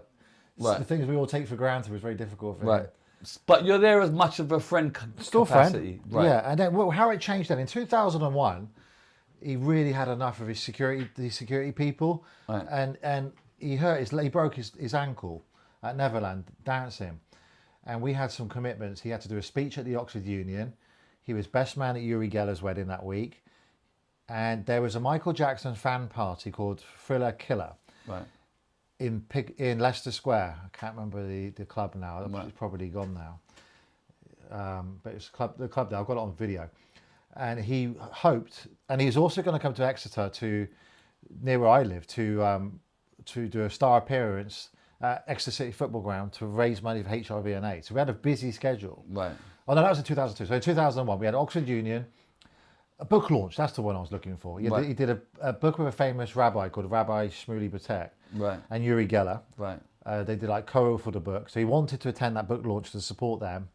And he didn't. There was a fan event, and he didn't want to let them down. And he was Uri Geller's best man that week, so he had a plaster cast on, and it was brutal, Shizzio. From the minute he arrived to when we got to the hotel, we stayed at the Lanesborough Hotel that time. But does he ring you and say, "I'm coming"? Like, "I'm coming, Matt"? I know he's coming through friends, but at that point it wasn't that style of relationship. Still, we still had a way to go. We were friends. We were not Right. Like not Uri Geller level or Mark Lester level, you know. I could get hold of him and he'd ring me back, but it wasn't. I knew he was coming, but he had a lot of phone calls coming every day. I wasn't on his priorities, so I would just be there. Yeah. And I went up there with Uri and Mark and stuff, and I could see he was stressed. And we sat down and we talked about his leg, his injury, the pain he was in, and he didn't want to cancel the talk at Oxford Union because Nelson Mandela's done that, Mother Teresa, and he wanted to follow in their footsteps. So we went along with everything, but the paparazzi were so disrespectful. They were knocking him all over the place. They were shouting abusive comments to him to try and get him to react, you know, because he's a human being. He does flip sometimes. And we went to the book launch, and that was just brutal because he took the book. I was next to him. Uri was there. The rabbi guy was there, and they were shouting abuse at Michael, trying to get. But Michael was used to it. What type of abuse are we talking? Look at the state of your face. What Well, they have would you done say to that. your staff? The press would say that. You paedophile, you prick. You know, real brute, trying to get him to react. And the sadness in his eyes after, you know, it's just awful. And on the way out, he was getting pushed everywhere, and he got in a car and he was crying because he was in so much pain. And I was like, wow, enough's enough for this. I said, look, Mike, you know. And I also I knew he was financially things weren't good, so I said, listen, forget it. I'll because I was his mate and I was the martial arts guy. I would naturally go and grab him, and keep people back. Your instinct would kick It's in. already the media were already reporting that I was his bodyguard, Right. The martial arts guy, because I was next to him the whole time. Yeah. So in the end, I said, look, let's get rid of him. I'll do it for you. Obviously, still had this security at Neverland and American people use in the States, but if you're in the UK, just give me a buzz. You got me, you got my family, you got my staff, you got over 100 martial arts instructors who can help you, and that's what he did. And we took that on for several years, right up till mid 2003, and then the allegations happened. Then he had to have the Nation of Islam look after him and stuff. And then is that just we in become like more friends now? Is that just in the UK that you? No, we did it in Europe too, and Middle East and the States a few times. How many people have you got around him? At one stage, we had myself and over 100 of my staff. 100 of your staff, and that still didn't work. What do you mean it still that didn't was work? Exeter football all around Exeter because there was no barrier protection. They would just storm the football field. Right. Yeah. And 100 people that It don't was work. mad. Yeah, it So, was crazy. How was that for you to actually handle? Very scary. The logistics. Because I would get in trouble if it all went wrong. Yeah. And how many times were you actually scared that this might not go right? The worst one I had, I stayed at the Hilton Paddington last night, and whenever I go there, it always brings back the memories. Michael hated flying. He picked the wrong job, I used to tell him. Yeah. And he didn't want to take a helicopter to Exeter in Devon. So he wanted to take the train. And I said, Mike, this is a bad idea, Matt. And he said, I take the train all the time in New York and stuff, and I can get away with it. I said, but you're going as Michael Jackson, dressed up as Michael Jackson, and you're walking onto a platform, and we're going to get a 2-hour direct train to Exeter and get off. I just can't see how that's going to work out. So in the end, we got the Queen's carriage, which they put on the end of a normal train. Right, how do you do that? How does that work? They just helped us out. Who do you ring? You ring up? I can't remember how we organised it, but they were very happy to help us out. And is that kind of paid down for to it, you we as paid well, for by it. the way? It was down to me back then, yeah. Right. So we organised the Queen's How carriage. much is the Queen's carriage? It wasn't a lot. They were just quite happy to help, because remember, Michael was good friends with Diana. Right. And Prince Harry and William really wanted to catch up with him and meet him and stuff, which we'll get onto later. Right. So they were helpful. The only problem we had is the carriage was put at the wrong end of the train. So we had to navigate going down. You'll see this on YouTube. We put Matt Fiddes, Michael Jackson on YouTube. We had to walk down this platform. Had it been at the front, we would have just got them on, no problem. So we had to walk past all the public. And it went on forever. And then the paparazzi got in front of us and the fans got in front of us. And it was mayhem. They knocked him to the floor. And I had to get hold of him. And I was getting pushed up against the train with the rails there. And I was thinking, God, Mike, I love you, man. But I got a baby on the way. And yeah. But he knew what to do. He ducked between their legs, navigated through, got hold of me and said, we got to run. And me and he had to you should look at the footage, you'll see. I'll send it to you. You put it in this clip. Yeah. We're running like hell to try and get away from the paparazzi and the public, because they just were getting off the trains. They're hearing that Michael Jackson on the platform and flashes were going off. And I get him into the Queen's carriage at the end. I got told off by one of his team saying, this is a mess up. That carriage should have been there at the front. And I was like, fair play. I didn't understand how that works. I'm not a trained guy, you know. Yeah. And I sat opposite Mike. I said, Mike, I'm really sorry about that. And he's sweating like that. He's like, don't worry about it. I've had this since I was 5 years old. That's fine. Just be fair to my fans. Just tell them I'm okay and stuff. So I went and said, Mr. Jackson's all fine. And and then they were all crying. So I'm sorry. Because they got all excited to see him, you know. Right. But yeah, he couldn't care less. And you said earlier that you didn't charge him for this. No, so what happens from 2000, so he invited me to, it's called Heal the Kids, a charity where it encouraged parents to spend time with their children, eat with them, get off their device, get off the phone. Right. 1 day per year, he wanted to really make a campaign against it. So he launched it on Valentine's Day, 2001 or 2001 or the other. He flew me and my rehearsal wife out there, and he launched it at Carnegie Hall in Manhattan, and it went really, really well. It didn't go down very well, of course, with my former wife at Valentine's Day. I mean, right. Always with Michael. Yeah. It'd be literally like can I buy that watch, or shall I ask Michael Jackson if it's okay first? And it would be, because he's used to you reacting to him quite fast. Right. And so we had this charity. He hadn't broken his leg by that point. And then he was due to come talk about his charity and campaign at the Oxford Union not a few months later. So it must have been 2001. So from 2001 to 2003, I was very much bodyguard side of things. Then he got arrested for these false allegations. Right. But then that was out of my hands. I mean, he needed like proper guns, armed people. He had the Nation of Islam look after him then through 2004 until he got found not guilty of all counts. Right. And then from that point onwards, I had children, and Mike had always said, when you have kids, I don't want you right next to me, because he'd always point out for me in the crowd and say, hey, come, Matt, hold my umbrella. Because they all call me the umbrella man, because it's the most featured picture of me holding the umbrella at Exeter City Football Ground, because Mike had invited all the paparazzi in that day, because it's for charity. He wanted to raise as much money as he can. Right. And no one can claim copyright of the picture, because a picture of Michael Jackson is worth a lot of money. You can't just take a picture of a superstar and use it in tabloids. Right. So they used the fair usage one. So there's thousands of pictures of me and Michael around from different situations, from shopping at HMV to Houses of Parliament to private ones and everything. But they always go with that picture of me holding the umbrella over his head, because they can't get sued by the person who's taken it. You can't work it out, because like 50 to 100 paparazzi there that day who got a similar shot, including our own photographers and his official people as well. But yeah, it was a mad time, Shizzio. I mean, back then though, I just thought this was all normal. That's the craziest thing. You just got used to it. Because I didn't know any different, did I? I was just a young adult. This is my adulthood. And then is there any kind of certain characteristics about Michael that you could perhaps share to the world? Do you know what I mean? He was not the clown that everyone thinks he is. He was certainly not a paedophile. He was into women, not kids. But let's talk about that, because sure. there are some videos where he likes women, and do you know what I mean? Yeah, have you seen them? I've seen some where he said, I'll bring her here. Bring the fish. Yeah, that's it, the fish. Yeah. But, you know, it would appear that he likes females.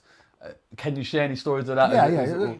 all it goes down to, and me and him had a conversation about this, but people always say, why didn't I push it harder? Remember, I'm 46 now. He died 16 years ago. Yeah. So we're talking early 2000s, mid 2000s, and then after that, he went off to Bahrain, Ireland, Vegas. Then he passed away. So I was more of a friend, meeting him up at the hotel. Then I wasn't bodyguarding him. Yeah.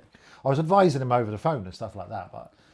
But are you seeing him with women? I'm sneaking women up to his room. Yeah. What, like groupies? Or obviously the it world's would- a it groupie would- at that point, isn't it? It would be a certain person who I'm still in contact with now, beautiful girl, and it'll be two or three of the it would be girls. the same women. Same people, yeah. Okay. And so it really annoyed me when these stories would come out about young boys and stuff. I'm thinking, what is going on? But it all stems to this one thing, and his staff used to tell me this, is that when he signed to Motown Records with the Jackson 5, and then went on to his next record label, they always said to him, you mustn't be seen as, you mustn't get married, and you mustn't be seen with a girl. Why? Because you lose half your fan base. Because they all hope they're going to marry you one day. Right. Like they want to marry Jermaine, Jackie, or Michael, or Yes. Tito. You know, that was the thing. Yes. That's the way they were brainwashed. Now Michael took it quite seriously because he lived and breathed being Michael Jackson. I remember driving with Tito Jackson in California, and he said to me, bless his soul, he passed away last year. He said to me, probably my little brother Michael, is that he lives and breathes Michael Jackson. He needs to take a break from it. He literally, if he just wouldn't rest, he'd be recording music all night. He'd have all the outfit on all day and night, pretty much. Not behind the doors, but he would, when he's out and about, he'd make sure he was the image. Right. Not like we call it personal brand now, but the image was there. And that he'd be mysterious with the mask and the tape on his fingers and stuff. He'd live and breathe Michael Jackson, whereas the other Jackson brothers got on with their lives, had kids, got married, and so on. But yeah, he was. What was the question again? Sorry. I don't know. I've lost it. But It was good answer. just his characteristics. His characteristics, right? So you had two sides to Mike. You had the unbelievable, caring man. Women was the question, but go on. He wouldn't miss your birthday. He would do anything for you. My mum was dying of cancer. She passed away in 2012. He passed away in 2009. She had 6 months to live. We got told in 2009, early 2000. He would call her every day, no matter where he was in the world. Wow. How are you doing, Magella? Are you okay? How's the family? We snuck him into the bungalow she lived in. Where's this Exeter? This was in Kidderminster, would you believe it? So But he was staying. This was in 2007. He was staying, or 2008. He was staying in the Cotswolds. Right. He had a house there. So Mark Lester lived in Cheltenham. Right. So he's near Mark, and he had something. He was doing business with Mohammed Al Fayed. So it's well known now to be a celebrity hangout. It was easy for him and the kids to be there. Right. He would go and sleep on Mark Lester's floor in Cheltenham. Right. And no one would know he's there. And Mark was in a normal house on a street in the middle of Cheltenham, and Michael Jackson was there and no one knew. Right. Actually, some fans turned up. They figured it out. And then what happened, Mark went out to them with us and said, look, if you go away, leave us alone, and you can say hi to him briefly. Yeah. And then we did a deal with them and they left him alone. So that's what we used to do a lot of the time. But he came and he met your mum. That's lovely. He met my mum many times, yeah. And he would always stay in phone call. Literally, I'm not even exaggerating. Daily, he would make time for her, or ask me about her, call her. He'd help me find the best cancer drugs for her. There was like a professor of breast cancer, which is what she died from. And if I ring up, no one would ring back. Michael Jackson rings, they ring back. Yeah. So he organised that, and I went to Dublin and met with this guy. Spent £50,000 on experimental drug to try and save her. Nothing worked. But I do believe if it weren't for him, she would have died within the 6 months. She actually died in 2012. So she saw his death. Bizarrely, helped me through that. So he's an incredibly caring guy. Would do so much wherever we go. I remember in London, it's not so much, I know, it's actually starting to become more now since I've come back to London. We used to have Cardboard City. Right. And he's like, make sure, can we go Cardboard City, please? What's Cardboard City? Homeless people. Right. And there's an area, I can't remember where it was in London, there's a particular area that he'd been going for years, and he would turn up and he would give them pizza. He didn't want to give them money because he's worried they'd spend it on drugs. Right. And we were a tight schedule, and he were in a car. I want to go and see the homeless people. I was like, Mr. Jackson, we don't think it's safe. And I said to him, I don't think it's safe. How we can do this? He said, they don't recognise me, Matt. You don't understand. They're so drunk. They don't even know it's me. So you guys have got to stay in the car. So we ordered like 30 boxes of Domino's pizza. He walks out on his own and he's giving it all out to all these people. Oh, thank you, mate. Cheers, mate. And they have no idea who the hell it is. And And just kind of from like a charity point of view, I don't think people know enough how much he actually gave away. What's the word for it? I can never say it. A philanthropist. He's the biggest donator ever. I think it's something like 750 million or something. It's mad. Guinness Book of Records. But just his giving nature, I don't think people even realise. So bad. It's so nice, you know. I've done a good example. It's not really out there. I've got a picture of this actually. I need it. Funny story. He wanted to go HMV. Normally we shut it down. They agreed to shut it down because of the chaos it causes. He's so bored. It was a Saturday afternoon, peak time. I think he probably wanted the attention looking back. Yeah. And he said to me, can we go shopping? I want to go to the record store, HMV on Oxford Street. And I said, sure. What, you want to go now? So yeah, but it's just me and the other guy. There's no one else. I'll be fine. We'll be okay. So we turn up outside. This is on video. And we park right next to HMV. We walk out. Instantly he's recognised. He's autographing straight away, pictures straight. There's no selfies back then. There's no like stopping like it is now. We go through the front door of HMV. The staff are like, geez, flipping heck. And then Michael wanted to go to the Michael Jackson section. So we got the escalator. We're all going out to the Michael Jackson section. There's a guy going through Bad, Dangerous, History. And then he wants to check his distribution is good. That the Sony music are getting his music out there because he was suspicious of that. Right. And then this guy's looking at buying a Michael Jackson and Michael Jackson stood next to him and he's like, hi. He's like, flipping heck. He couldn't believe it, you know. Within like a few minutes later, all the escalators were shut down in HMV. Then we got told Oxford Street had come to a standstill because they had heard that Michael Jackson had gone to HMV and they were waiting for him to come out. Then we got told by the police and the manager, can we go to the fire exit corridor? And we were there for a good hour. And Michael's like this. I got a picture of that too, just like this. And he has his own music there with him to check the quality of the CD. He had the Bruce Lee DVDs. And I said, oh, I'm sorry for this, Mike. He goes, no, this is quite normal. And I'm thinking, how the hell are we going to get out? We've got no lookalike with us this time, nothing. So he said, let's try and create a diversion. So he sent me out the front. All the fans and paparazzi followed me thinking Michael's about to come out. He's shy, but they would stay outsmarted us. So in the end, we had to wait for the police to come and get us. So we tried to create a diversion. The police come. They went one end. I went the other end. I decoyed. I went out with Mike. As we went out, there's this little old lady who's in the freaking way. And she must have been about 85 or something, on a trolley, or a Zimmer frame, walking out of HMV. You couldn't make it up. And the paparazzi were closing in. The fans were running in, the public. And Michael just goes, stop, like that. Please stop, everyone. He put his hands out. So everyone's got to stop. There's this lady here. And his car's lined up. He had no choice. He said to the lady, grabbed her shoulders, you need to come with me. And puts her in the SUV. And I jump in the SUV. She sits next to him. He says, where do you live? Gives the address. The driver, can you take us there? They have a long conversation. She doesn't know who the hell he is. Right. She's got no idea. Right. What's going on here? She's just happy to get a free lift home. Yeah. And then we drop her off somewhere in London. It's only like a 15-minute drive. And she goes off, she waves goodbye and says, thank you so much for giving me a lift. And the crowd, I thought I was going to get squashed. And Michael goes, we get in the car. Goes, she didn't know who I was, did she? I don't think so, Mike. No, he goes, I need to work harder on my publicity. Yeah. I need to work harder. Yeah, but I got pictures of video. It's funny. Did you ever feel sorry for him? All the time, man. It's tragic. Yeah. His life was tragic. He was never happy unless he's on stage or with his children. Right. But the rest of it was it's just too much. Couldn't go it's out. too much for a human nothing. to deal with. Yeah. Yeah. Even me, when I hanged out with him, what could we do? What could we really do? He didn't want to go to Madame Tussauds. I tried my best to get him to go to visit his waxworks and stuff. Yeah. But he said, nah, as soon as I get up, Michael Jackson's here. Then just could you not close things down? Sometimes. Yeah. But not everyone was willing to do it. Do you know the one big dream he really wanted to do, and I couldn't pull it off for him? Right. Is that he was obsessed with the Harry Potter series and the magical and the creation of it. Right. And I tried every avenue. The set was outside of London. Yeah. And they were filming.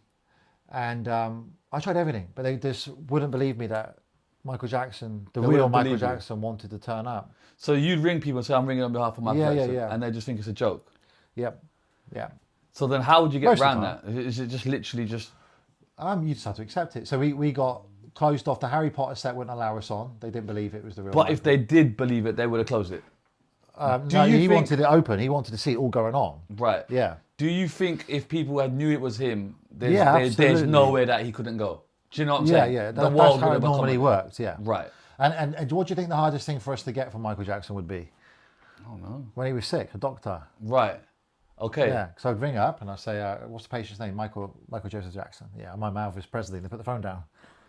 Right. That was the hardest thing. Did he not? I would have thought someone like that would just have a doctor, doctor that was just with him. We would do our best to get rid of them, Shizzio. That was the thing. He Right. had the doctors who were bad for him. Right. They were giving him stuff they shouldn't be given. Right. And then when he was properly needed a doctor for his kids or something, then we'd have to reach out. So how we do it in the end, we'd get the concierge at the hotel to ring out and get a contact. Right. Or another bodyguard might have a friend who's a doctor, which is eventually how he died. One of the bodyguards had a friend who was Conrad Murray, who administered allegedly the lethal dose that he went down for manslaughter for 2 years for. Yeah. I saw a video of you online and you were saying how Michael never paid for anything, hotels, the works. Yeah. Is this true? You just literally ring up a hotel and say, I want the top. You do a deal. So they had all these hotels would have in-house magazines or stuff like that. So it would be pre-organised before he came that Michael knew his value. If he's staying in your penthouse, your suite, then word will get around that Michael Jackson's staying there. If it's a public occasion, if it's a private occasion, you've got to remember, most of the times we're with him, we had no iPhones back then, no smart. You can't just keep taking pictures of you and Mike, otherwise he's going to shut you out in your life. So the only times you're going to see me in him is the public times. The private times we don't photograph. I saw an interview of his son Prince Jackson the other day, and Prince says in his memory he can see all the stuff he did publicly, but then he has flashbacks of stuff he did privately with his dad, right, which is not photographed. You know, so we'd do a deal, and sometimes he had to pay, but most of the times Michael was ruthless enough to say, okay, I'll be front cover of your magazine, I'll do an interview, and then you give me the hotel suite for a month for free and stuff. Didn't always work out, but most of the time we did. And the cost of you doing this and helping him, how much is that costing you? 100 guys or whatever it is. What was the impact? I always didn't want any money involvement, because what I'd seen with Michael before is that everyone would rip him off, everyone would sell him out, and I didn't like the way things were going. I'd overhear doctors doing deals with fans for £10,000 to take him up to the hotels, take them up to his suite to say hello and have a picture of him. And it's very hard to tell Michael this too, because if you tell him stuff he don't want to hear, you're out, you know, and then he'll end up in the bad hands. What do you mean you're out? Like if you say the doctors are wrong, and because you get screwed over so many times, he's so paranoid. If the doctor, if you try and tell him that the doctor is wrong, and this particular doctor he was selling meet and greets to Michael without Michael knowing. Michael thought he was just bringing it up for goodness' heart, you know. Right. But he'd been overheard by other fans that he was exchanging for £10,000 at the time. Right. But how much is this costing you then? I did free. That's what I mean. But if you was to tally it up, do you know what I mean? Oh, okay. With all the staff, like, do you know what I'm saying? Because well, it's a major operation, right? It's our time and stuff, and I mean, it's the famous stories out there where his credit card would decline, and I'd pick up the hotel suite for him. But that's what stories that I ain't heard it. Yeah, but it happened to other bodyguards too and stuff where there was no money left, you know. So Michael was broke. Well, not broke. It depends what you mean. Cash poor, asset rich. Yeah, and that was the thing. His Beatles catalogue and this music established catalogue rights was worth over $1 billion. Right. But he had no money. Cash was not coming in. He wasn't performing. He wasn't making records. He was getting ready for the comeback. And you would front the bill. On 2 occasions, yeah. How much is these bills? I think one hotel bill was about 15,000 and the other was about 12. Okay. Oh, another bill I had, although they did pay that back, was a shopping spree, and at Hamley's, I think that was about 20k. And when he's buying, is this like, because there's that video of him with Martin Bashir in it when he's in Vegas. He gave all that stuff back. And what do you mean he gave it back? That was just for TV. Oh, really? Yeah. He went there and said, I want that $500,000. Okay, so that's all fake. Yeah. So that was a promo. I'm sad to hear that, you know, because he was a boss in that, bro. Yeah. Yeah, I want that. That. Oh, Apollo, I want that. No, that didn't go anywhere. Okay, but what was he spending like that though? Or just go somewhere like Hamleys, for example. Yeah. The most Harrods, probably the most. Mohammed or Fad would encourage him. But if that's his friend, because you're not just giving him the stuff, or is it? Mohammed's a good businessman. Right, so he's his friend, but he's billing him. There's no discount. There's no staff discount. There's no discount, and also Michael would haggle for us. He'd say celebrities like discounts and the rest of it. But Mohammed would always encourage, Michael, this would look good for you at your home here and Neverland. This would be great for your kids. Come by. But remember, Mohammed had shut down Harrods for him. True. So he had to spend a couple of mil, which he did. And the maddest moment I've seen Shizzio with him is that he he had a bunker in America where he could draw be an artist as much as good as he could sing. Right. Incredible. So that's how he could get away from it. He had a mentor, a coach who would teach him, and they would meet up. It's actually out there in Google now. You see the guys come out and open it up to the media. And it was his escape. We couldn't get hold of it. We'd go there and he would draw for hours on end and had all his pieces there, all in this bunker. And when he come to London one time, he wanted to go to a bookshop that specialised in artists. And for me, it's boring stuff, right? It's a smallish bookstore, but big enough. Where was the bookshop, sorry? It was in central London, right. And we turned up there, but we were rushing because we had to get him back to Heathrow. So I told him we ain't got much time. He said, it's okay, I just want to get a couple of good books on painting and stuff. So that's fine. We made sure the bookshop was empty. The owner knew we were coming in. They couldn't believe their eyes. And he had the bookshop to his own. He was singing Heal the World and all the rest of it, where he's going around it. He couldn't decide what to pick. And I went up to him and I said, Mike, we got to go, man. We're going to miss the flipping flight. We got to go. And he's like, And he goes, I said, okay. So tell them I'll take everything and send it to Neverland. I said, nah, that's embarrassing. I can't go and do that. What? He goes, I'll do it then. He goes, hi. He said, I'll take everything and they will sort out the address for you. And apparently I've got to go, but I'll take everything, please. And we walked out of the shop and I was like, wow. He just bought the whole shop, done. Every book? Every single book. How much was the bill? 1.6 million. No way, of books? Yeah. What books are these? Yeah. And what, sterling? Yeah, and the funniest thing is, it got shipped off and no one took care of the bill. Right. And they couldn't get hold of him. Well, so then obviously had you to think, rush. so hold on, you think it's Michael Jackson, the money's as safe as ours is? Yeah, if someone's so they but package we're up, just bodyguards, we're just looking after they package up the whole They thing. send it to Neverland first. hoping the money didn't show up. So the only guy they could track down was me, because I was in the public eye and I was in England. Right. So they called me up and said, hi, do you remember us? So yeah, we're nervous as hell that we're going to go under. I said, what's the problem? You came in with Michael Jackson a month ago, we haven't been paid. I said, I'm really sorry. So I got hold of Michael and that got sorted out. Yeah. I got paid. That was a mad day. I remember that because I remember walking in, there's a guy on his mobile phone and Michael walked in quick and he must have been on the phone to his wife and he goes, you won't believe you just walked past me. Michael F. Jackson. You know, it's funny, really funny the way people would react. And then kind of memorabilia. Have you got stuff from handwritten notes and stuff like that. That must be lovely. Yeah, but you know, if I'd gone back, if I knew he was just my mate, I didn't see him as like the superstar. But then that's more honest like that, isn't it? Yeah. Because you don't have an agenda, right? Yeah. You know what I mean? Well, people ask, why aren't there more pictures? Well, there's hundreds of pictures with us, but if you imagine if I said to someone, he's the most famous guy in the world. In 2006, he got the award from Guinness Book of Records, the most famous man. I was there at the World Music Awards. And it was cool. Beyonce was there. Yeah, that's right. Rihanna and I was in the crowd. Chris Brown and that rest of it. Yeah. That's crazy. Yeah, I was in the crowd. Yeah. So you can't keep saying to your super famous mate, can I have a picture? That wasn't even a thing back then. What's wrong with you? Are you and it mad would have or been what? weird. Yeah. Well, I don't think he was going to die either a few years later. You told me off camera you've got your Smooth Criminal hat.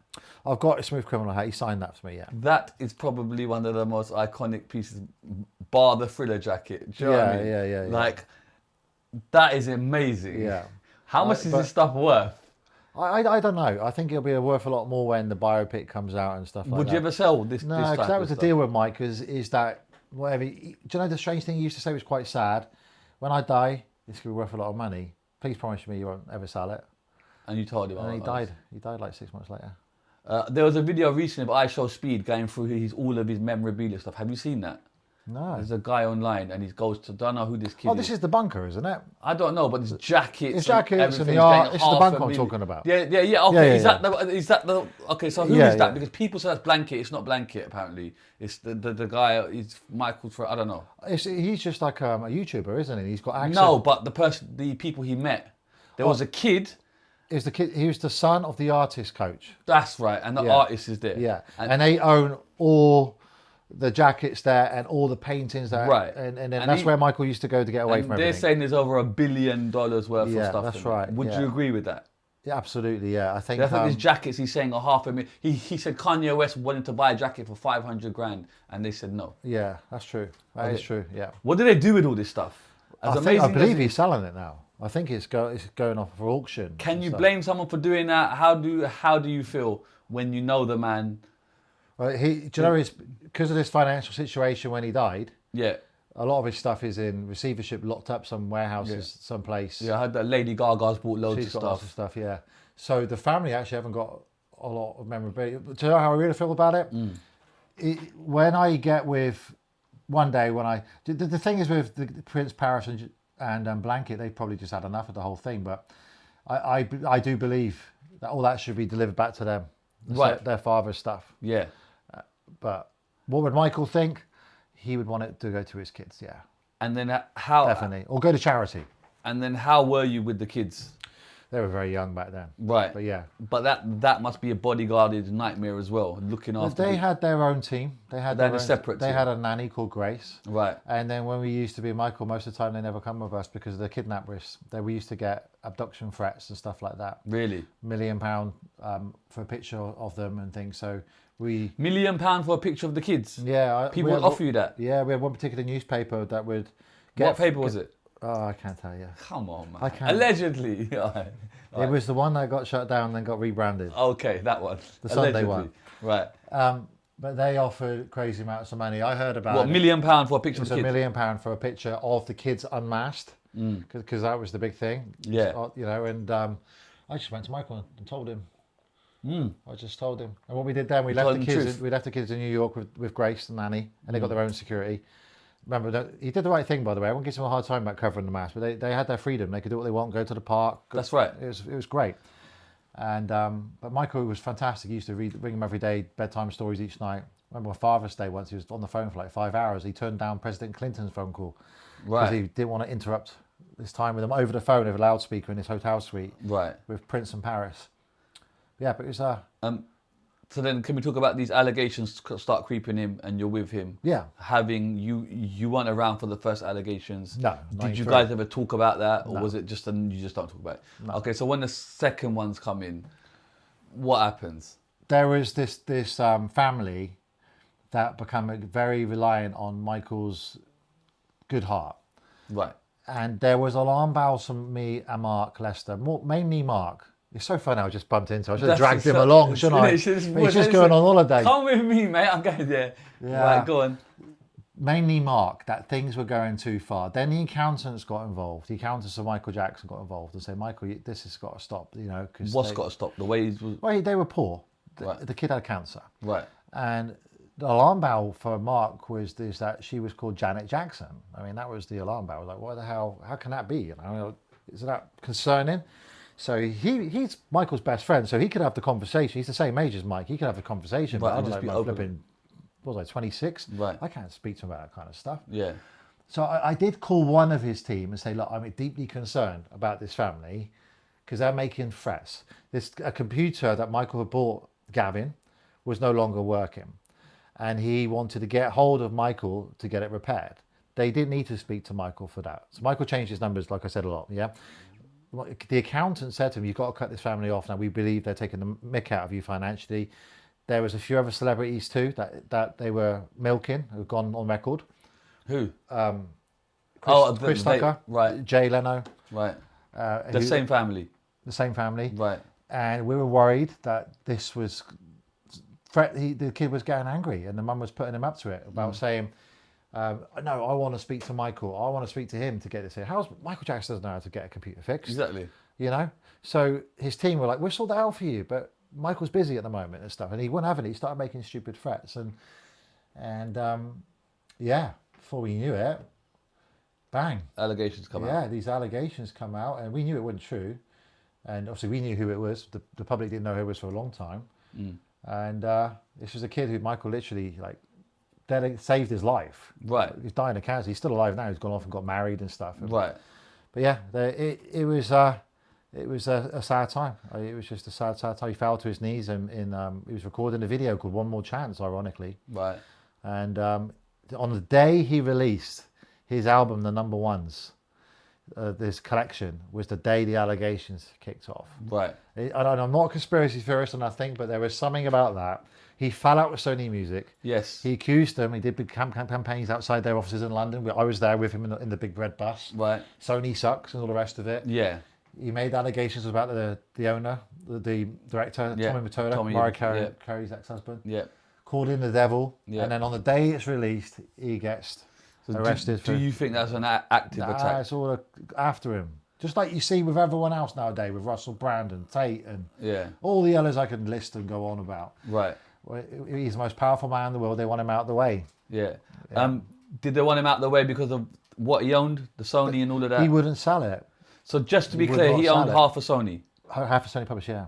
And we're talking all the biggest artists in the world. Absolutely, yeah. He owned it all. Eminem, Beyonce, whatever it is. Yeah. So happy birthday song. He owns a happy birthday song. It's quite funny. Yeah. How do you buy the happy birthday song? Yeah, it's funny. Who even owns that? I was having dinner in Wendy's in the States with Tito Jackson. Right. And there was a family behind us. So it was happy birthday, and he goes, "I hope they paid my brother for that." Right. So you think it's an active attack?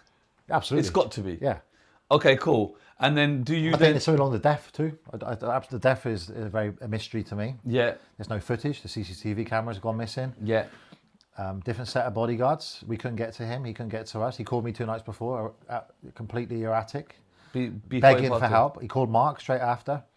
And you couldn't get there? Well, I didn't go. And it's probably the biggest regret of my life, Shizzio. But had I gone, I probably wouldn't have got through to him anyway, because you're up against Americans with guns. Yeah. Who are working for a record company who've got literally hundreds of millions on the back of him for their 50 shows at the O2 Arena. Yeah. So he called me on the Tuesday night on my landline. My rehearsal wife picked up the phone, passed it on, it's Michael. So I said, "What's up, Mike?" He goes, "I need to get hold of Joseph Jackson," meaning his dad. They used to call him Joseph. He's the only person who can sort this shit out. And I said, "What's going on?" He said, "They're just working me like crazy. They're making me rehearse the songs I've written, the dances I've created, and I can't keep doing this." And I said, well, he didn't sound right. I said, "Well, what have you take? Why are you sounding?" Because me and him by then have had the conversation about the drugs. Me and Uri Geller shouted at him when he's been hooked up to stuff. Like, "What are you doing? You're going to end up like Elvis." Yeah. And he used to shout back, "Don't tell me about Elvis. I was married to his daughter. I know all about Elvis. I'll be fine." Right. So I said, "What have you Was that taken?" a PR stunt, by the way? The Elvis thing, his daughter. No, that's real marriage. Okay. Yeah, she stayed in contact. Okay. She was the last person to be with him when he got entombed with his coffin. Right. Yeah. No, that was real I marriage. had to ask. Right, go on, That's sorry. a fair question too, because a lot of people still think it is, don't they? Yeah. No, I mean, it was before my time, but there's not a bodyguard. And he said, if people want to think that it was a PR stunt or Scientology or whatever it is, then obviously he's in the room next door, just like I was. When they were getting at it, you'd hear the going on. And Mark obviously knew that era, but that wasn't part of my era. So he basically called you and you the Tuesday night, very vivid in my. I've got on record on this too. It's been in court theory, phone records of it, him ringing me and stuff like that, and me ringing him back. And he asked for Joseph. Joseph was in Las Vegas. Michael was in LA at the time, rehearsing at the Staples Center. So I give him Joseph Jackson's number. I put him on the phone to my daughter Madison. He spoke with her for about 10 minutes. He briefly spoke to Lola, but she was very young. Madison can remember it, but Lola can't. Comes back on the phone to me. He asked Mark Lester's number. I said, "Where is your number? What's going on?" He got my number off another mutual friend that was at the house at the time. And he said, "They took all my numbers off me." And I said, "Well, okay." So then I gave him Mark Lester's number. He got off the phone to me. He called Mark. So he asked me, "Can I come out?" And I said, "I can't. My wife was pregnant. I've got 2 kids. I can't just leave. But I'm seeing you next week in London anyway. So what's the problem? I'll see you soon." Yeah. I didn't realise the extent it's got to. I thought he was just going to pull a sickie. We all did. I didn't think he was going to die. Right. I just thought he was going to quit the concerts. Right. Or do one show maybe. Yeah, because it went from 1 to like 50 or something. Yeah. So it went from 10 to 50. Yeah. Do you think he couldn't have done that? It was impossible. He could have done the way it was laid out. It was one off, one, and then day in between. But we're going to move in with him. Me and Mark Lester's family, my family, we're going to move into a house just outside of Kent. Right. And live with him to make sure he slept and keep the doctors away. Right.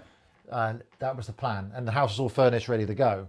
So it was ridiculous to me for me to jump on a flight and leave my family to go to LA for a few days when he was coming in anyway. Yeah. So he calls Mark, has the same sort of conversation. And Mark's a single dad of 4 kids. So he regrets this so bad because he was his best mate. He was godfather to Prince, Paris and Jackson and the Blanket. Michael's godfather to his kids, all 4 children. So he couldn't go. He just practically could not go. And Mark called me after and said, "God, Michael was not good, was he?" I said, "No, but it'll be okay. We'll sort him out next week when we're in the house." He did call his dad, but he got his dad's answer phone and said, "Hi, Joseph. Right. This is Michael Jackson. That's the way they used to talk. Right. I need you to call me. You're the one who can help. Joseph picked up that voice mail on his mobile on the Thursday night. I went on Piers Morgan and he talked about it. It was too late. Michael had already died by that point. Do you think he was murdered? I Allegedly. can't rule it out. Because I've spoken to the doctor since he came out of jail. He wanted to speak to me because he gave an interview when he came out of jail. This is the doctor who went down for it. Yeah. 2 years manslaughter. And he wanted to speak to me because I saw an article in a newspaper and it said in the final week, he brought a book out. Conrad Murray is his name. It, yeah. He brought a book out and he was being interviewed by a UK newspaper. And he said in the last week he was crying out for Matt Fiddes and Mark Lester to come to the house. Right. I was like, shit. You know, and the doctor and me had no connection, so I knew it was true. And it's a weird thing for me to read, and it confirmed in my mind that he was desperate to get hold of me and Mark. And sorry to interrupt, how is that for you when someone's at their most vulnerable? They will reach out for the only people. I've never made that mistake again, Shizzio. Do you know what I mean? But how is that for you? Like you probably the closest. You and Mark were probably the closest to Michael Jackson. There was other people in his heart and mind, though. Yeah. But if he's calling out for you, so the doctor has witnessed. He gave an interview. What was he like in the last week? I said he just wanted to see Matt Fiddes and Mark Lester. Want me to get the number? I'll find you the article. You can put up on screen. So I thought, okay, I'll hear this guy out. I want to hear this guy's story of why my mate died that night. What happened? Right. And he by chance had the same agent as me in Australia. So my showbiz agent represents me in Australia and it represents him. So it's called Max. Mark. So I said, Max, can you hook up a phone call with me and Conrad? Yeah. I want to hear him out because I've read the article, the interview, and he's mentioned me. So we do a three-way call, and he's pleading his innocence. Like he's telling me he didn't do this, that. He went in the room and he believed Michael's either done it to himself or someone else has done it to him. He gave him enough, that's the tiniest bit ever that wouldn't do anything. But I gave him quite a hard time on the phone because I was a bit emotional. I was a bit tough with Conrad, like he would be. He said that Michael was in need of a hip operation. And I never spoke to Conrad again after that. But do I think it's just a few things don't add up to me. The CCTV, why one doctor in the daytime, Arnie Klein was seeing him and hooking up with Demerol and doing facial procedures to him. And then he wasn't communicating with Dr. Conrad, who was treating him for insomnia, which wasn't insomnia, it was the side effect of Demerol, the painkiller. Had Conrad Murray known about the other doctor he was seeing in the daytime, he would have took him to rehab and Michael would still be with us. Right. So Michael kept that away from him. A lot of people blame Michael Jackson. That was his own fault, but I don't know. We'll never know. Do you think it was a greater thing, like a greater... Yeah, so there was massive attempts to convince Michael to sell his asset, the music catalogue, because he had the monopoly over Sony and all the other artists. They had to pay him to sing. If Paul McCartney wanted to go on sing yesterday when the Beatles song, he had to ask Michael Jackson first permission and get paid for it. Yeah. You know, and it was an ongoing thing. It was, and at times I thought Michael was a bit too vocal about it. Sony's very powerful. Going to doing the banners and that. I was like, oh, should we be doing this? Did you advise him against that? Nah, because I was like, I was a kid. Right. I saw others say the people that should have spoken out never did because they're on the payroll. Uri Geller and Mark would speak out, but and then obviously he would keep shutting out, letting you in, shutting out, letting you in. I was just looking after my mate the best way I could, but that kind of stuff, you know, seeing people take, you know, I've never seen him take drugs as such. I've just seen the aftermath. I've seen him hooked up to a drip when I went in that room with Uri that day, but Uri shouted at him. He was comatized, literally. Right. And we were due to go to a meeting. But Michael shouted back at him too, you know, and so where was this? This was in London, yeah. Right. Yeah, we were going. So he's taking what? This stuff? I don't know, painkillers or whatever, sedatives. And he said it because of a back. Was it a back or something? He's saying he always had backache or something. He had a back injury from 1999. He did a fundraising concert medley for Nelson Mandela. Is that when Munich, the bridge comes down? Yeah. Right. Yeah, okay. Yeah, so that was a. Yeah, it's true. He rushed to hospital straight after. I was there. Oh, you was there? Yeah, and it was kind of brushed off a little bit, but yeah, he had back issues. He had pains. What was the impact from that drop? He just free fall. Imagine he's right up there in the sky. You can see this on TV. You type in. Yeah, I've seen it. And Michael Jackson and Friends, 1999. Right. Munich, and it just dropped. It malfunctioned and it slammed the floor. Right. And then he carried on. He missed out 2 songs, but he carried on. And what you don't see is the high-speed rush to the hospital straight after. Right. But a lot of his staff said it was due to the fire on his hair. On his head. For the Pepsi Cola commercial What too. do you think? I don't know. And the impact really of that drop, what was it? What happened to his back? It crushed the vertebrae, but again, I don't know because I wasn't privy to going in the room with him. Yeah, and I just knew he was in constant pain and moaning about it all the time, and the rehearsals towards the end, it was painful. His ankles were painful. I knew kind of about his hip, but he never told me. The doctor was the one who told me. Yeah. News breaks he passes away. A bit of a silly question. I got to ask you. Where were you? How do you take that? I just got back from the headquarters of Matt Fiddes Martial Arts. Right. Come home. My daughter Madison jumps on my lap. She was about 7 years old, I think, at the time. And then Uri Geller calls me. He says, what the hell's going on? I said, what do you mean? He said, well, I've got CNN ringing me, Fox News. They're all saying that Michael's in a coma. And I said, he's media stunt. He's good at doing his media stunts, yeah. Right. I spoke to him. This was Thursday night. I spoke to him 2 nights ago, Uri. He's fine. Him and Uri Geller fell out by that point. Right. But they were going to meet. Why is that? They were going to meet again. Is that the drug thing? Because no, Michael wanted to meet Martin Bashir, and because Martin Bashir cleaned up Princess Diana's reputation. We all know now how that happened. Right. And he used the same note from Princess Diana to convince Michael Jackson. I was in the meeting in that room. Right. To convince him to go with him for the documentary about his life. Yes. Louis Theroux wanted to do it, and Sir David Frost. We all wanted him to go with Sir David Frost. He met Sir David Frost twice. Right. He met him at Uri Geller's wedding when Michael was best man, but he was, after he read that Princess Diana note, he wanted to go with Diana. Remember, Michael was very close to Diana. Sure. So we walk out the room thinking that he's all going to get legally contracted up with some powerful lawyers, and it turns out nothing was done, and Bashir screws Michael over big time. Big time. And the people around Michael were blaming Uri for it. All Uri did was go on Michael's request. I want Bashir. I don't want Sir David Frost. I don't want Louis Theroux. I want bring him in. And then we heard him out, and what he said and what was the eventual result was a completely different thing. It was not about the music, not killing myths. It was all nonsense, basically. You know. So and hanging his child over the balcony and all of that. Well, that was a.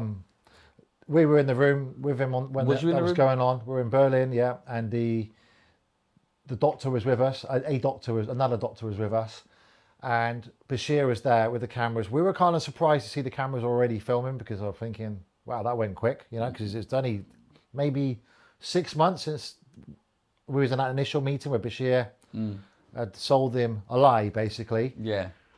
And things were rolling. Michael comes in the living room with the hotel suite, high as a kite on something, pharmaceutical, not hardcore. You never do hardcore drugs. Right. Doctor would give it. He went off and the doctor came back. But he was high. Yeah, he was on something. Yeah. Me and Mark were like, but now he's erratic. We're there for the Bambi Awards. Right. And then Bashir says to him, why don't you take Prince and show them to the crowd? And all the fans are outside, the media are outside on the balcony. So he takes Prince and Paris out there. They wave and the fans go mad and they're chanting for the baby. Now, Michael made sure Prince and Paris's faces were concealed. It's very hard to conceal a baby's face, right? So, Bashir said, you got to go and show him the baby. You can't not to show him the baby. And he's like, okay, but bear in mind he's out of his mind. So Bashir gives him this towel. He puts the towel over his head and takes him out there. Now, bear in mind that shot you see, there's cameras positioned ready for that. Yeah. Who's put them there? Right. Out of all those fans, there's no mobile phones or smartphones. That's true. Someone's put a camera ready for that situation. Right. So it's been planted. It's been planted. Right. We don't know anything else. It goes in, seconds comes back in the room, door shut. We start planning, try and get Michael, to calm down a bit. He's nervous about the Bambi Awards. Yeah. He goes off. A couple of hours later, me and Mark are looking outside the window thinking, wow, crowds are building up. More media coming, helicopters are going over. He's popular in Germany. And then we get the States call us saying, please keep Mr. Jackson away from TV. And then we go to our bedroom off the suite, we turn it on and we can see baby dangling and all the rest of it. Yeah. And Michael locked himself away for a day or two. And then he knew he did the wrong thing. He just felt the world was always on his side. Like when we went back through London on the way back, we went to Harrods on the way back, and he sees people throwing their kids up in the park and catching them, and he's like, if that was me, Matt, I'll be all over the world as a bad dad. I think it was the dangling of the legs over the railing. There's no defence of that. Yeah. There's no defence of But that. the baby was secure, right? The baby was. There's a very small chance of the baby dropping. He had him type. I wouldn't do that with one of my kids. Yeah. I've got 6 kids. I wouldn't dream of it. And he didn't know what he'd done. I mean, he was allegedly, I have to say, and the rest of it. Somebody had given him something because he wasn't the Michael I know. He was the erratic Michael when he's on some kind of pharmaceutical. Right. If he was a Michael I know, he would never have done that. Right. And kind of when mine... We only just found out by the baby. First time I found about it is we were going around Hamleys with my ex-wife and my 2 stepsons. And it was just me, Michael, one of his staff members, another bodyguard, and it was shut down for us. We're going round. So my stepkids were there. And he said, you can have whatever you want. And then he would go, oh, Matt, could you grab that Spider-Man thing for Prince and get that for Paris? And he said, oh, can you pick that up for the baby? I said, yeah. Baby? What do you mean baby? And he kept on asking about the baby and the baby and the baby. And on the way home, I get to the room and I was thinking, you got a baby, Mike? He said, yeah, I got a baby. That's the first time I heard about it. Oh, I didn't even tell you? I didn't even know. No, I had no idea. It just came out of the blue. Okay. Yeah. So, yeah, I never met the baby until that... And then I think the first person I met the baby was Seafried and Roy, the people who performed in Vegas. Tiger guys. Yeah. But I said to my ex-wife, he's mentioned the baby. I don't know if he means a girlfriend or what. But, right. But he's asking me to go pick this up for the baby, that for the baby. And then there's been a lot of speculation about whether the children are biologically his. Can you pass comment on that? Yeah, the kids are the kids. And one day they'll speak out. They're all adults now. They're 27 and right. 28, 29 and 24, I think. Yeah. I want to leave that for them. As far as I'm concerned... But the kids know everything. Whatever it is. As far as I'm concerned, Michael's their dad. And that's that. Whether it's biological or not, who gives a monkey? Who cares? Yeah. He brought those kids up. He gave up his last 10 years of his life and performing and everything to bring them up. He was hands-on. He changed nappies. He's their dad. It's not like you think it is with the nanny doing absolutely everything. He was proper hands-on. He was hands-on, with them. Yeah, unless he couldn't be because of security risks and stuff like that. Right. He raised them extremely well. He home-educated them. He did stuff he had. He looked after them the best way he possibly could.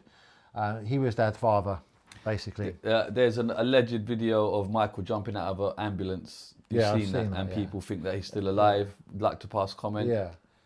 He's dead, yeah. I mean, this guy's a good guy, right? He's the nicest man, and I know it's hard to believe. He's not on an island somewhere in Cuba. Normal man in the world. Tax-free haven. He wouldn't do anything illegal. That's seriously illegal. Be in jail straight away. Yeah, but some would say the drugs are illegal. Yeah, true. Well, no, it's not illegal. It's been prescribed by a doctor. Oh yeah, true. Fair enough. Right. He never took drugs. He took always prescribed. Right. Doctors want to keep close to him. You got to remember, Paris tried to kill herself due to the death of her father. Right. They've gone through hell and back. Yeah. His mum, 95, bless her. Imagine losing her son crying on TV.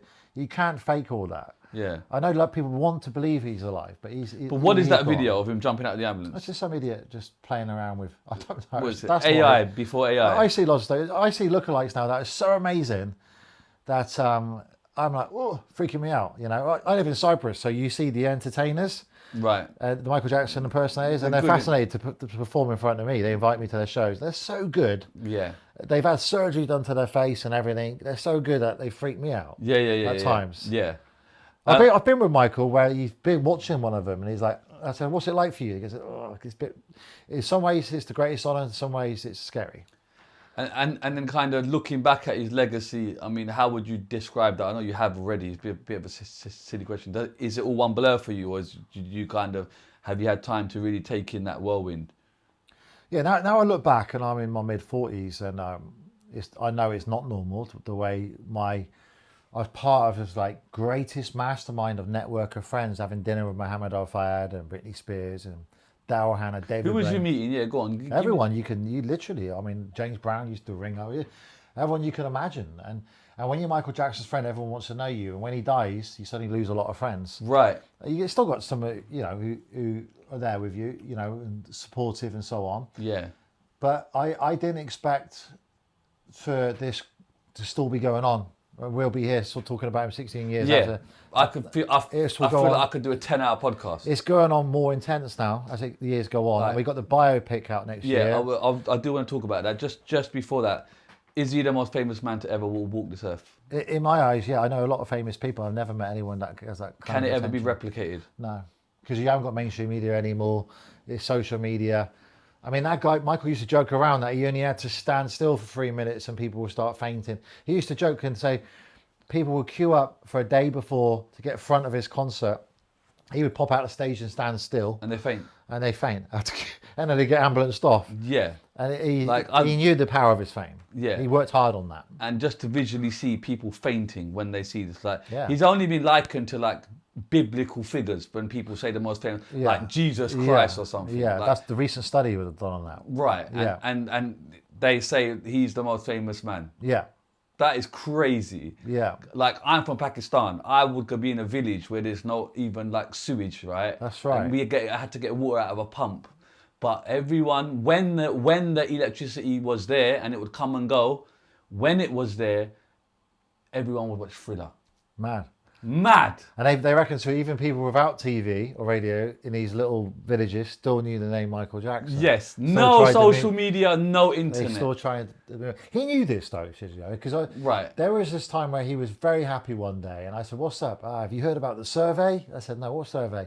And they went around the whole of Manhattan and the New York area with a picture of the current president, which is President Clinton, Right. Michael's friend, and a picture of Michael Jackson, and see who would get recognised most. Michael Jackson was recognised more than the president of the United States, and he was so happy. So did he love the fame then? Yeah, he Was had it a a double-edged sword? love-hate relationship with it. Yeah. Like Tito said, he loved being Michael Jackson because he's the most kindest guy. He's not wearing makeup behind the scenes and stuff. He's not dressed like that. He's in a pair of jeans and a top, you know, and he used to wear his loafers all the time and stuff. But the face mask, the creation, sticky tape, it's all a creation. The wigs and all the rest I'm not of going it. to go down the whole child thing with sleeping with children, all of that, because I don't get it. Do you know what I mean? But is there anything you want to say for that? Because there's a lot of people that on the other side of the coin. Do you know what I mean? I don't think you can avoid that. You got to ask the question. I mean, you're running a show, aren't you? And Yeah. He was told many times that sharing his room is not seen like it is to an everyday person who has a small house, and a room is a room.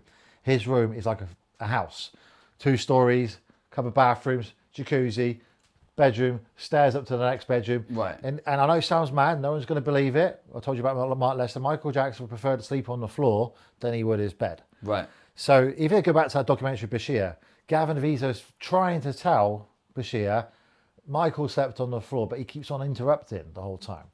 So at times he had his mates round, like Macaulay Culkin and his family, and they would watch a film and they'd just pass out and fall asleep. But you got to remember, he had his cousin, he had his nephews there, Taj, TJ, and Tarrell. He had Brandy there, his niece, and Yeah. it was just not all boys too. You had girls there, you had staff coming in and out, you had like 50 security personnel, you've got maids, you've got cameras everywhere. They keep going on about these alarms. When he walked up the corridor, the alarm would go off, so he knew people coming up. Yeah. Yeah, and so does many other celebrities I know too. That's just normal standard security for billionaires, Yeah. multi-millionaires. In fact, I have something like that too in my home too. Someone gets too close, I know if someone's approaching. Yeah. Because you need, he's Michael freaking Jackson. And also he had this sex abuse room, secret chamber, that was built before he bought Neverland. That had nothing to do with him. That's a panic room. Right. So when the alarms go off in Neverland and the head of security of Neverland Ranch says someone's breached security, they parachuted him, which happened a lot, then he would have to go in there, and it could take up to a day before his team who looked after Neverland, wouldn't be me, would say it's safe for you to come out now. We've got the person off the premises. So in your mind, there's absolutely no... Complete zero nonsense. You got to remember, my stepsons spent a lot of time with him. We had a room off his room. We've gone shopping with him, phone calls, birthday calls, and nothing. I mean, the problem I had with that situation was sneaking his girlfriend into his room, and my stepson's not hearing what's going on. So you would have no problem letting your kids stay in a bed? I wouldn't let with him? anyone stay with my kids. Right. But the way he thought is not the same as me and you. The way he's been raised is very So different. do you think that's the parents' issue then? Why Well, are the hell parents... are they letting? Yeah, I mean, it's mad. It's crazy, isn't it? They shouldn't be Yeah. allowed to be there. And they were staying in the guest house on the ranch and stuff, but there was never any concern in my eyes for the time I was with him at all of this utter narrative that the mainstream media wants to push. at all. He was the complete opposite. I'd be in the car with him and he'd be like, oh, look at her. You know, I like that fish. You know, get me that one and get me that one. And, you know, and I'm going to set you up. I won't say who it is, a pop star. I'm going to set you with this girl and you can tap her ass. That's the kind of guy. He was one of the lads, you know? Right. It was hard to believe. He had a deep voice. He was not high-pitched voice. Yeah, I want to talk about that. Where were these girls when the trial was happening? Like, were they not saying, listen? Okay. Do you get what I'm saying? So Michael Jackson brand is important to him, and he doesn't want them to be hooked into it. Now, my life's changed massively. I'll always be known as Michael Jackson's former friend and bodyguard. Right. I have my own career. I've been on TV shows like Rich House, Poor House, and my own endless TV shows, my own career. This outshadows me. As soon as if they're romantically linked to him, their life will be upside down forever. Paparazzi changing. So he protected them as much But these as he allegations are so big. This is like his life is on the line. If it was come to it, there was two in particular that were ready to be called. But the problem you got, Shizzio, is people have a hard time to believe that Michael Jackson will sleep with a woman. They find it's too far-fetched because of the image he's created. Yeah. And with social media, all the publicity stunts and the mystery, he wanted his life to be the greatest mystery on earth. Yeah. It's backfired on him now. So it wouldn't have helped his case at all. Right. One of them's published a book. It's called Shauna Magnetal. Go check that out. Right. And that's out there. You got to remember the estate would have shut that down if that wasn't true. There's another one I don't want to mention her name because she's still a friend, and that's out there if you go and Google it. He's been married twice. He's been with various famous women, and yeah. So for me, it's mad to even think that these people would think this of the guy because he is proper masculine on the way he dances, his deep voice, the way he was shout at his staff, sack people over the phone at Neverland for not being up to standards, suing people. He was full on. He's no interested in kids whatsoever. I wouldn't be associated. I run one of the biggest children's organisations in the world. Yeah. I wouldn't be defending him or sticking my neck out. But when the trial happened in 2004, I had his back the whole time, giving interviews, pushing, ready for him if he needed me, you know. And people in my ear are like, do you think you really should? Yes, I should, because I know he's going to be found not guilty, because I know the real Michael. He's not like that. It's complete nonsense. Did you not think at some point that... Never. Because they're... Oh, no. Did you not think because they're after him, whoever they are, that the trial could even not go his way, even though it wouldn't be fair? Do you know what I'm saying? Yeah. Because if you've got that much power, things can... Do you understand what I'm saying? I remember... Was you not worried that the trial won't even go his way? When the jury was out to deliberate the decision, I remember a picture coming on my phone from a media outlet saying, haha, look, we've got a picture of his prison cell ready for him. Wow. Yeah, and it's true. It's a real picture of it. It went to a few of his friends just to wind us up, really, hoping we would react. So they thought that district attorney it's the same district attorney tried to get him in 93 and failed to get him. Yeah. Because it's sort of nonsense. The kid only wanted after money. When he tried to push for a criminal case, they didn't want to do it. Yeah. Because of Michael Jackson's case back, they changed the law. Now you've got to do a criminal case first before you can sue for money. Right. So the Avizo family had to do criminal, get a verdict of guilty, then go after money. Can't do it like it was the Chandler case. They got the money. Right. Michael thought, let's get out of the way. He didn't pay them off, by the way. It's his insurance company. He wanted to fight it out in court and prove it and then pause the tour. He's in the middle of the dangerous tour. But the people around him meant that he could just pay that money and carry on with his life. He was insured against it. Like, you got this tour here with $1 billion at stake, 2 747 jets, lots of employees and staff going around the world, fans have bought the tickets. Let's park this, the insurance take care of it, and then revisit it later. They never ever brought criminal charges. Do you think that was the biggest mistake? We know that was the biggest mistake. You know it was the biggest mistake. Yeah. That opened the floodgates. Can we just talk about Neverland? Yeah. How is it to go there? It's just like Disneyland. Yeah. It do your head in after a while because the music would be like in your ear. But it's Neverland was not his home. I always felt Michael was more comfortable in the hotel suites. Right. So when we were in Los Angeles, he'd like to stay in the Beverly Wilshire Hotel. That's normally where I'd find him. They called it the Michael Jackson suite in the end because they're so much. Right. But Neverland was built so he could buy. This is the other thing, Shizzio, too, is the public don't realise. He built that to help Make-A-Wish Foundation and children's charities and for sick kids. Yes. Like the movie theatre, it's got glass panelled windows and behind it it's hospital beds so they can link the IVs, Where, in oxygen. Neverland? Yeah. Okay. The movie theatre there. So the sick kids can watch movies and then go on the fairground ride.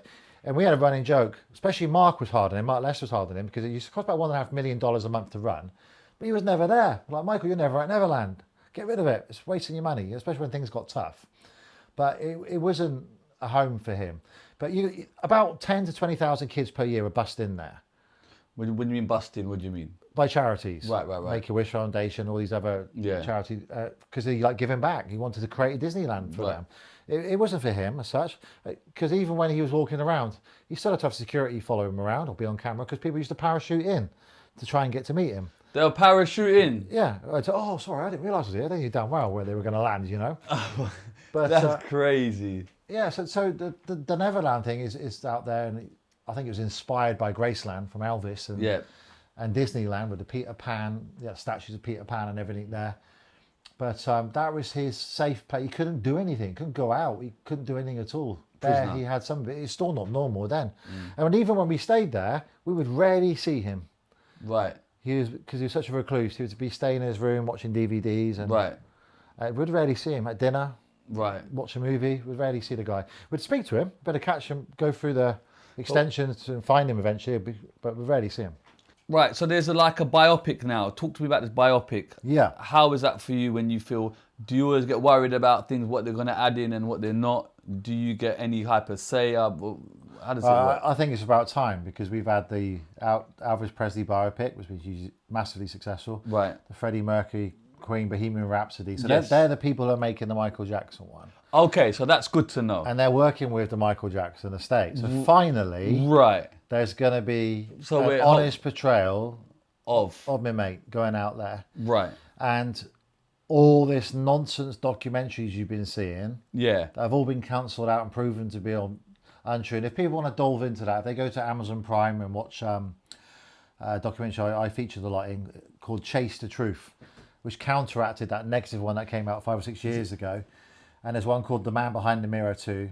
And it's me and his mates and his family and his brothers and sisters talking about and ripping that documentary apart. Is it really annoying that like the allegation ones get so much more press? Negative press sales. Yeah. That's it. Yeah. But this movie is predicted to be the biggest movie of all time. It's got the biggest budget of all time. Right. The Freddie Mercury one is massive. Yes. So I am told it's Michael performing with the crowd like it was, like the Wembley setup with the Queen. How do you replicate that crowd? they use that's a lot of extras. And the good thing is too is Jermaine Jackson, Michael's older brother, great guy.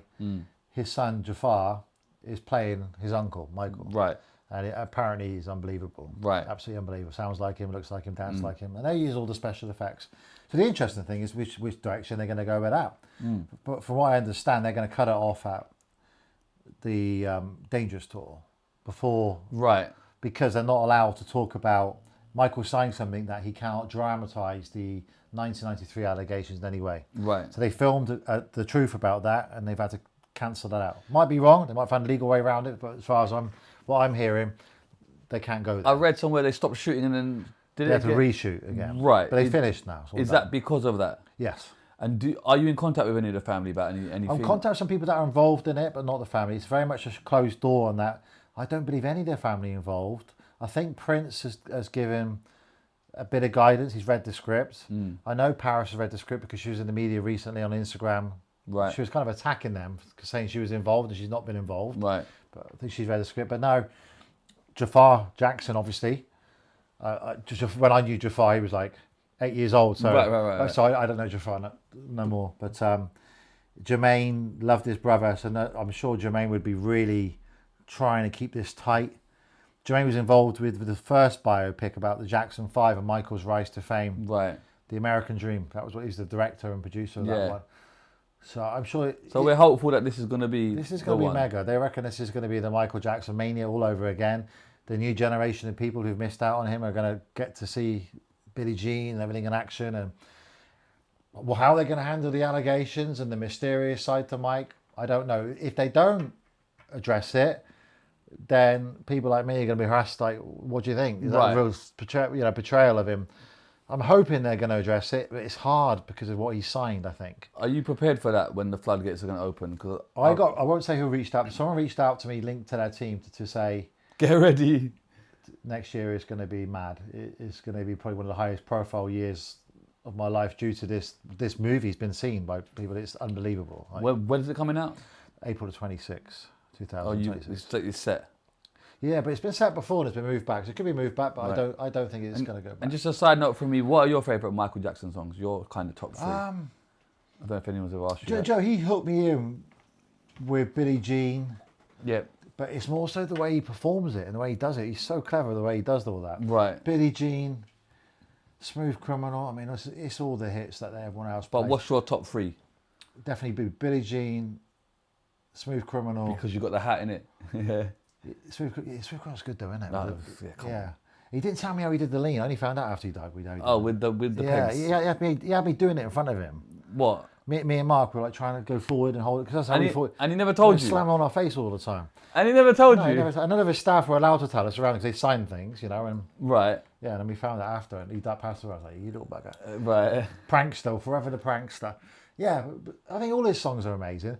Michael's favourite songs, I've asked him, they were Healed. All the songs linked to like Helping the World, Heal the World, Earth songs like that. Those were Man in the Mirror. That's his favourite song. Those were his favourite songs. Yeah. Okay, I've got a couple questions here because I knew this is probably one of the hardest interviews I've had to do because there's just too much to cover and I'm probably going to miss stuff. Do you know what I mean? But ever since we've been talking, many moons ago, I've made little bullet points. So this is. I wasn't going to miss today. I said to I really appreciate it. I ain't letting Shizzio down. No. No matter what happens, you've had to delay going home. I really appreciate it. So I've just written little footprint notes and because I will forget. So let's just try and go through some of them. His voice. Was it that deep in real life? No, he made us remind him, and we had to elbow him sometimes to when he forgot. He was deep voice. He never had a high pitched voice. Yeah, he never had a high pitched voice. He did that for media. Did he talk to you in a normal deep voice? Yeah.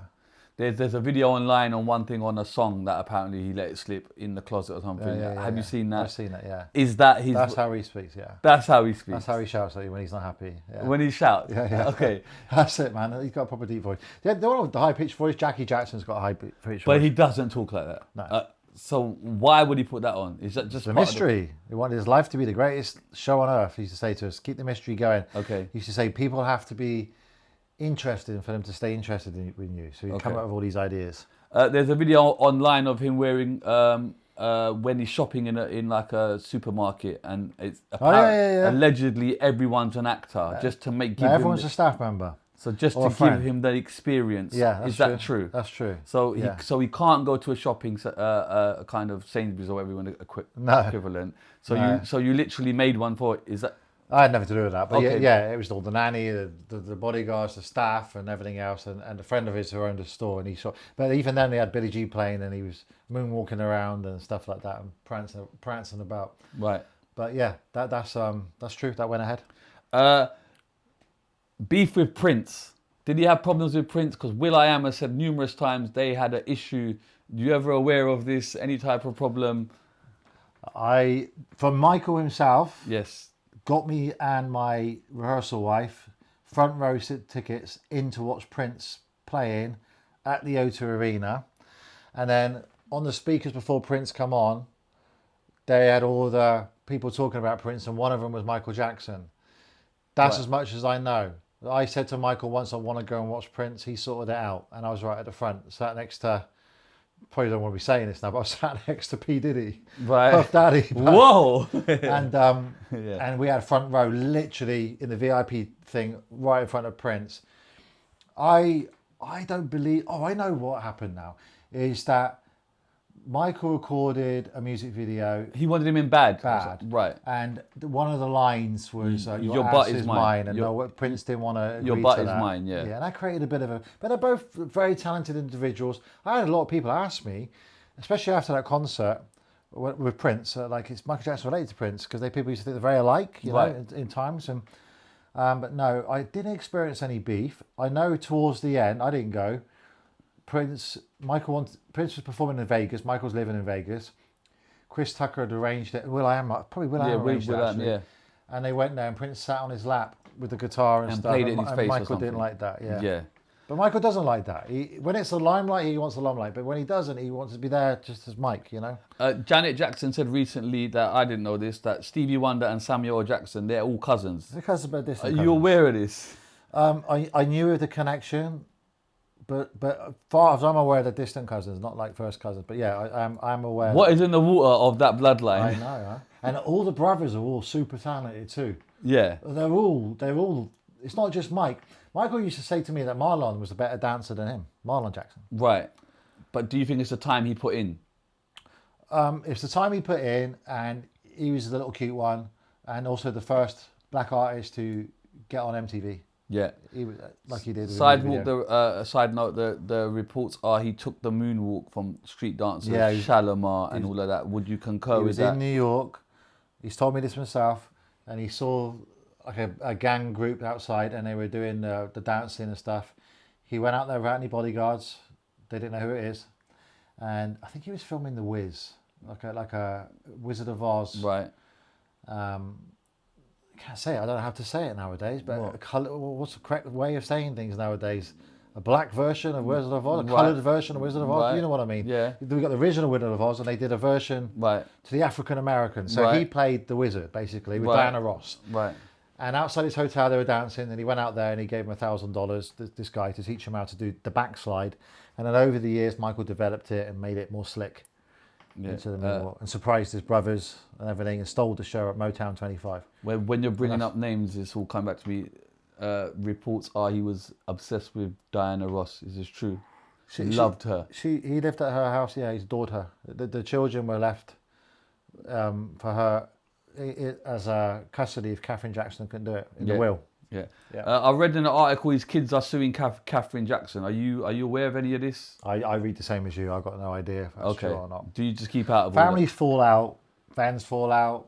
Yeah. I've fallen out with Mike before. I've fallen out with Tito before. When you fell out with Mike, what do you mean? What was the argument about?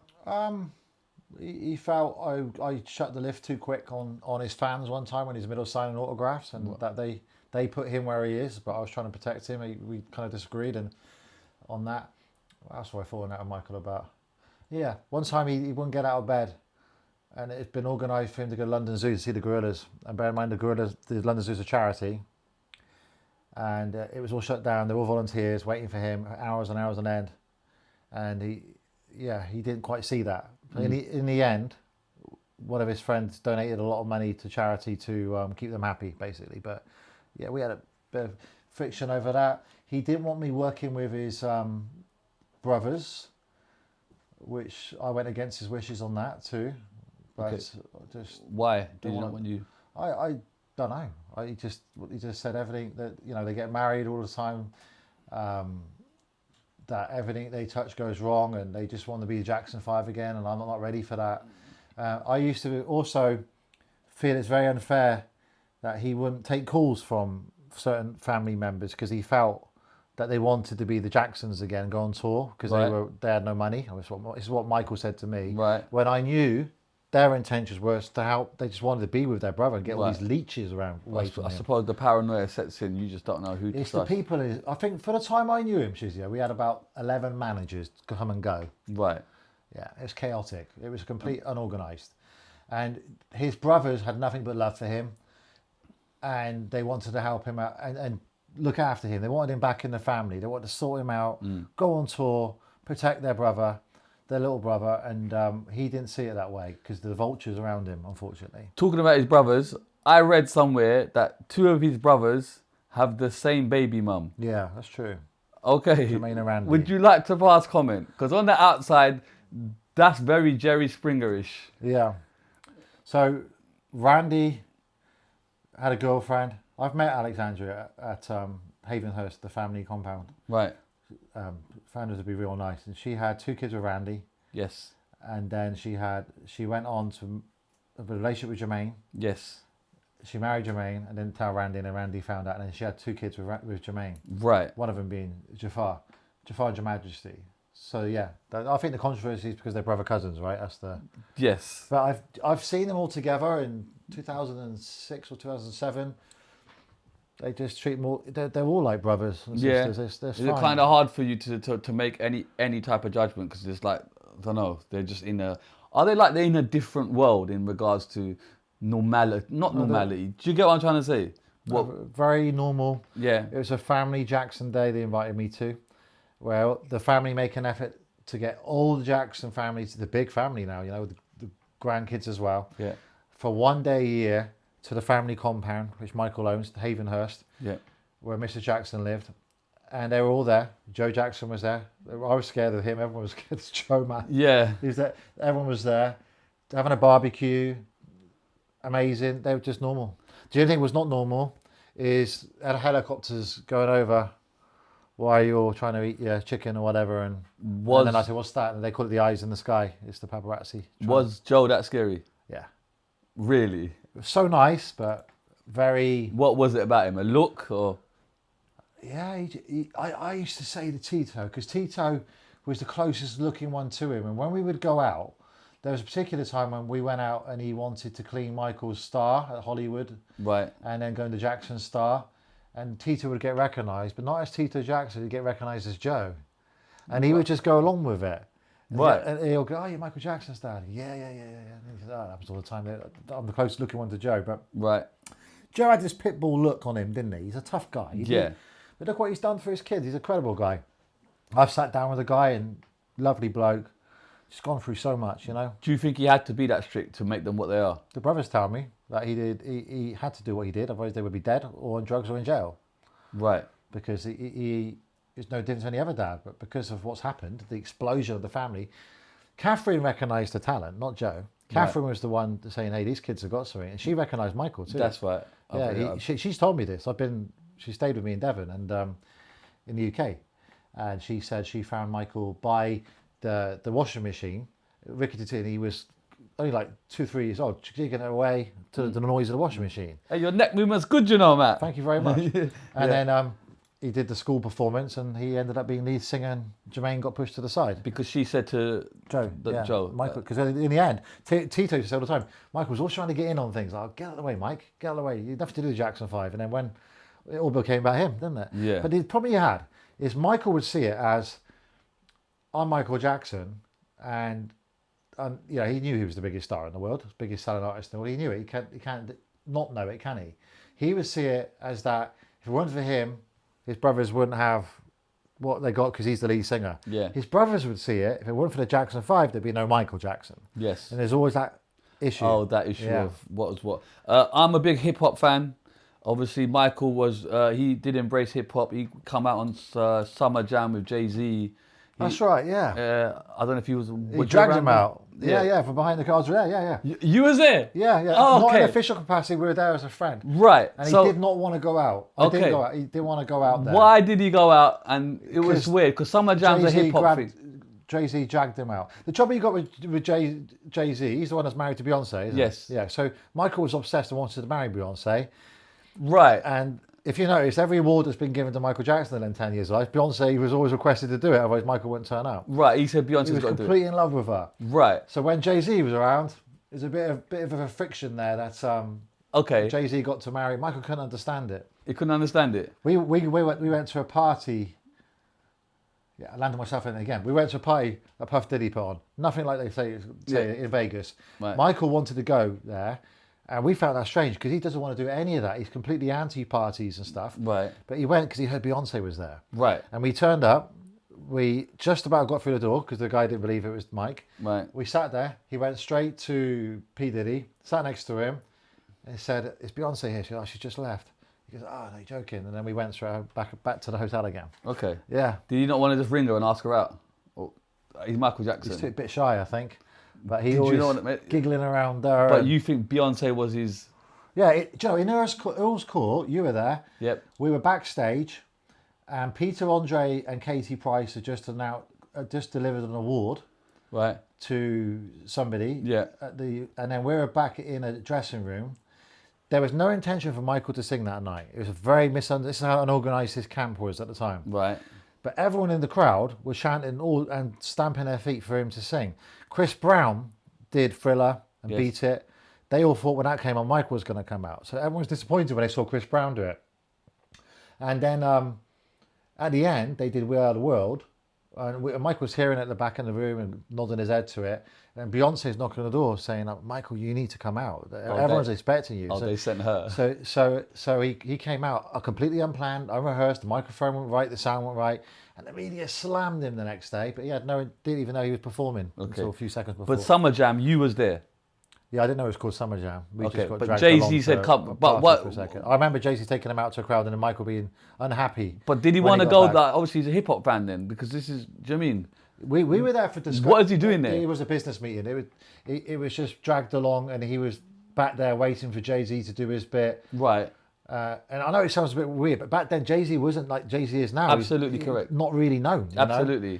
So So- they're going to use that PR to the max. You Yeah. walk out with Michael Jackson. Yeah. That's the biggest cosign. I can't like picture Jay-Z. I know of the name and stuff. We called him another name. Right. But then What name was that? I can't remember what name we went by Right. then. But he literally dragged Mike out against, well, not against his will. It wasn't that bad. But Michael got mobbed by everyone, and Yeah. And if you go back, you probably see he's a little bit awkward with the whole situation. Yeah. And then comes back, and then we have to dash quick because they will Right. everyone there chase him down. But they use that PR to the max. Yeah, I've not seen the clip, but I know what you're referring to. Yeah. And then he's got a song with. We did something similar with NSYNC, where Michael felt he was had that to the do pop something. thing?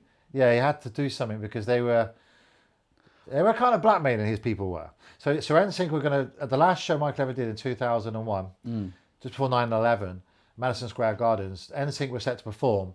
They may not know this, the boys, but they pulled out, okay? Justin, everyone pulled out at the last minute. Right. They were doing their own show in New York. They said, NSYNC will go at your show. And NSYNC were the biggest, they never really took off in the UK, have they? Justin has, but No, NSYNC were big. They were big. Backstreet Yeah. Boys are bigger here. But Michael was gutted. He's like absolutely devastated that they pulled out. So he decided to cave in against his advisor's will. He decided to cave in. So he went and did like a little 30-second thing for them. The curtain came The down pop and thing, Michael did a little dance to, Yeah. I think it's called Pop, the music. Yeah. We were backstage with Wade Robson, Right. one of the guys who went on to accuse him. right. Yeah, I got video of that where he's dancing to it with us and Right. stuff. But yeah, so that's kind of what he was doing with Jay-Z. It was just a business meeting, some kind of investment thing going on. Side note, there's rumours that he was meant to be in 9/11 the day it went down. Is that true or false? There's some truth to that. He borrowed a big, when you're as big as he is, you get multi-million value necklaces to wear at events. So that was for the show I just talked about, Madison Square Gardens. Right. And he borrowed it from the Twin Towers. There was like a jewelry store there. Right. And it had to be delivered back at a certain time the following day. And he overslept and it never happened. But yeah, he was due to be in the Twin Towers the following day. Did he have to personally hand the jewelry back? Why couldn't he just send you? Say, hey, Matt. He wasn't going to send me. He was going to send his manager Frank. But he did oversleep. But he could have gone with Frank, but he overslept. Yeah, And that's true. that's true. Yeah. Just back on the hip hop, because I've got notes here. He's got a song with the Notorious B.I.G. Yep. Was you around for that? Nope. Okay. There's also a story that him and Tupac had a fight. About Quincy Jones's daughter. Yes. I'm only learning this like you are. Okay. Talk to me. But I know Quincy was a key part, but they fell out in later years. But they're a key part in his success. But Do you think there's any truth in that? yeah, Michael will stand up for yeah, absolutely. Yeah. Yeah, man. Did you ever teach him the I've black been with Michael before, and he's gone to punch a photographer, and I've had to hold his hand behind his back, say, "Don't do this, Mike. It'll be all over the world news." Really? Yeah, he's a proper man. He's not Okay. a feminine guy. So like he Michael could back it. So I was in Paddington. A photographer was just too much, and the fans are going, "This is the mirror. This is the mirror." And he went to punch him, and I had to hold him back. Said, "It's not a good idea. Don't do that." So there could be truth in that. Yeah, absolutely.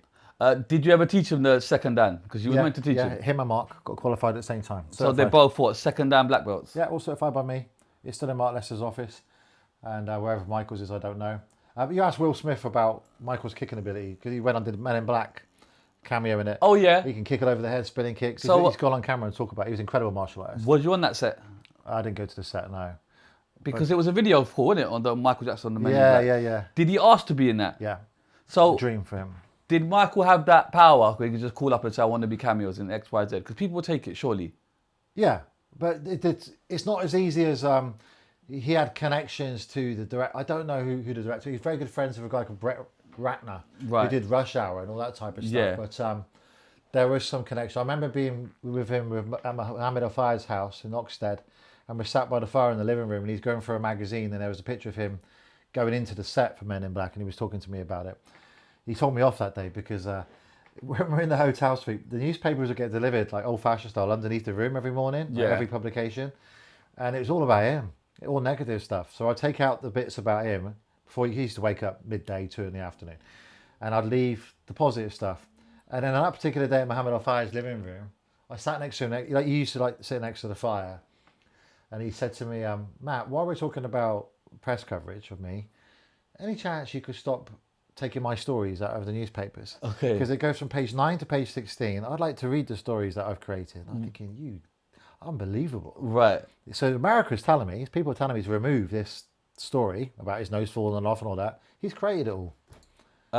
There's also been a report that when Slim Shady was cussing him, he just bought the rights to the whole song. That's true.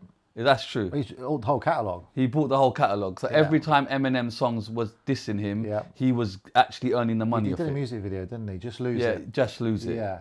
And Michael didn't show any sign of aggression. Nothing, didn't want to sue him. Went quiet. And then, again, for the guy I met on the way here, Mark told me, you do realise Michael's bought all of Eminem's songs. I told you that, It's a revenge thing, yeah. He bought more songs with it, though. But those type of moves, those power moves. Yeah, man, sly, yeah. It's sly, but just you keep on cussing me, and I'll just earn a few. Yeah, he didn't raise his voice, and I think he just bought him out. Crazy. Did the same with Paul McCartney, didn't he? Yeah, but then apparently they were speaking about it, and Paul advised him to buy the catalogue. Yeah, and he said, "I'm going to buy yours," and Paul started laughing. I spoke with Michael about that in the back of a car, and he kept on stressing to me that I gave Paul so many times the chance to buy it back. But after he bought it. After he bought it, right? But he couldn't afford it. That's what he kept on saying. Yeah, what I don't get is if someone advises you and you don't have the money to buy it, what's wrong with him buying it? Yeah. But I suppose he could have said, let's go halves or something. Well, yeah, but you got to remember, Michael told me he was staying at his house in London, like they're best friends with him and Paul McCartney's wife, and right. They did 2 songs together, Say Say Say, and they did Good As Mine on the Thriller album, and right. And also the reason Neverland is there because Say Say Say was recorded out there. It was called Sycamore Valley then, so Paul was quite a big part of Michael Jackson's life. Right. So Paul took it as a big kick in the teeth. Do you think he did the right thing, or morally he should have said, "I'm going to buy"? This is the Joe Jackson ruthless business side, where business is business, personal is personal. Right. So Michael was deeply upset that his relationship with Paul McCartney had gone. Right. But he thought business, and then I should be still friends with Paul. Paul never let it go. It was calling to Michael. It was still phone calls coming in, and but Paul, morally, should he have said, "Listen, at least go halves with me"? Then I wouldn't have done that. No. You wouldn't have done that. No. Business is business. I wouldn't speak at an event or do a podcast if it's competing with one of my friends. I've actually done that recently. I've called one of my friends and said, "You okay with this?" "No, I'm not." "Okay, I'll leave it alone." Fair enough. You know, but then that's ethics, though, isn't it? Yeah, but Michael was raised very differently. You know, very, very different way of being raised, and what's normal to him is not normal to me and you. Yeah. Yeah. Fair enough. Mike Tyson said a story once. He was the baddest man on the planet. Yeah, the world. His absolute peak. He went to a Michael Jackson concert. He was backstage. The drummer gave him the drums. He said he saw Michael Jackson. Okay, he just ignored him. And he went up to him and said, "Hello, sir. I just want to say, no, sir." And he said, Michael turned around to him and said, "Where do I know you from?" And he said that was the most baddest shit. I'm the most famous man on the earth. And then he just got in his and then Mike Tyson said, "I'm just nobody, so I'm just a fan." And then he said Michael jumped in the car. Have you heard? I heard that's true. I'm not from Michael, but I knew Mike Tyson was close friends with Michael because Michael used to talk to me about him all the time, the animals and stuff. Michael did a similar thing though. I won't say who it is because I don't have the person's permission, but there was a meeting that took place about a business deal. Right. And the lawyer was quite charismatic, and he represented one of Michael's friends about this business deal. And the lawyer said, "You know what I'm going to do? I'm going to get to meet Michael Jackson. I'm going to pretend I don't know who he is." Right. And I said, "You go along with it. We'll go along with it too." Yeah. It was hard to keep a straight face. And Michael comes in the room, the lawyer comes in, and we're all shaking hands. And then he goes, "Oh, okay, great." And he goes, "And you are?" He said, "Oh, I'm Michael Jackson." "Oh, great." He said, "What do you do for a living?" "Oh, I'm a singer, entertainer." "Oh, right, cool. Any good?" So yeah, I've had success. Yeah. Okay. Well, any music I should know about? What's your biggest album? Thriller. And they kept it going for so long, and Michael was staring at us like, "Who is this guy?" You know, and he just burst out laughing. Realised that we got him. You said earlier Will Smith said something about Michael Jackson's kicks, and then I cut you off. Well, yeah, so Will Smith, he's on record saying, if people could go and check that out, his martial arts ability, his kicking was unreal. He was kicking on set all over people's heads, spinning kicks and stuff. You see that in his dancing. He was. But Will Smith's gone on record and saying the only time he met Michael Jackson was in a closet at an award ceremony, because there was an emergency scare, and Suge Knight entered and they all ran in a closet, and he went. Have you seen this? Yeah, Michael wouldn't have been allowed to run into a closet for an emergency scare. We have to take him away. He said he was in the closet. He turned around and Mike was in there. Right. Lies. Mike, how it works with Michael and it's true though, isn't it? I can't see Mike in a. We're not allowed to leave our principal go off with anyone, even the police taking. We got to go with him. He's certainly going to go to some random closet with Will Smith, and yeah, that can't be true. Okay, I've got to ask. I am good friends with Prince Naseem Hamed's brother Murad. Big up Murad. Yeah. He told me, I don't know if this is true. He said that Mike wanted to meet Prince once, and they made him wait an hour because Prince was training. But it was genuine. So you're on about Nas? Yeah, Prince Naseem. Yeah. They were close friends. He used to ring all the time and stuff. Right. Yeah, they were mates. So this I think is the first time. This was before my era. Right. But they were mates. But yeah, it was. He was training for a fight. I think Michael just wanted to watch. Yeah, I think the story was that they made him wait an hour, and I was like, "You're talking shit, bro. You don't know." He said, "No, we did, bro. We made him wait, bro." But yeah, Michael wouldn't care about that. Okay. Cool about that. Fair enough. Stand in line and. See, I'm so glad I made notes. This guy, Dave, the Burns guy. Yeah. People claims that is Michael Jackson. Right. He talks like him. That's really Michael. Would you like to pass comment? He's a child that Michael has paid for medical bills, severely burnt, been raised around Michael all his life, funded him, looked after him, guided him, stopped him committing suicide. Very close friend of the Jackson family. Right. Always been around. There's multiple pictures of Dave and Michael together everywhere you look. He's talking, he's quite high pitched and... Well, do you know what? When you spend time with people, you pick up their gestures, their voice, their accent. He's from the same area as Michael too. But yeah, I've seen the Larry King interviews and seen everyone thinking that's Michael. Michael's gone. Right. Sadly, he's gone. So they want to believe it. Dave is out there, and okay, you go and check him out. He's got pictures of Dave and Michael. I've never met the guy, but he's been there throughout the whole time. I've got written here 3T. I remember 3T doing their thing. Good guys. Yeah, amazing album. I don't know if he was around that time, but I was a fan of that. We talk about the crazy shopping with Martin Bashir. We talk about the balcony, the rumours like the oxygen chamber and Elephant Man and stuff like that. Yeah. Is that all? Is that just Michael working the system? Absolutely. How many plastic surgeries did he have in total? None that I know of in my era. So from 99 through to his death, things have moved on by then though. It was more aesthetic stuff and things like that. But I couldn't pinpoint a time where he was under a lot of mentorship from good people who pushed out of his life at the time who didn't want him to have anything done. Yeah. But that went on before I knew Michael. So in my era, I knew he went for top-ups of things with a guy called Dr. Arnie Klein. Right. Like Botox. It's accepted now, isn't it? Back then it was... Yeah. And so on. And some reconstructive stuff, but I don't believe anything else happened after that. I wouldn't know anything about it. That'd be a question for Mark Lester more than me. Fair enough. His favourite food or drink? KFC. I knew KFC would get brought up a lot. He liked his red wine. Yeah? Yeah. Yeah. Red wine, I would say. say. It was always put in I read an article about this, man. I've got to ask, innit? You're sitting right here. When am I going to see you again? Yeah. His kind of thing when he would be on a flight would be like wine to be put in a can and stuff like that. There's a big mistake that I made, right? And I'm going to get a freaking hate for it. Right, go on. I'll stuff it, I will. Right, so Michael was picking up, I'll say one of my kids, and it kind of keeps it out there a bit. Right. Right, so it's hard to get it across without giving out. I won't say any names. Right. My first wife arrives at Paddington from Devon. Michael says, send my limo, his posh limo, to go and pick my wife up at the time and my two stepsons. Yep.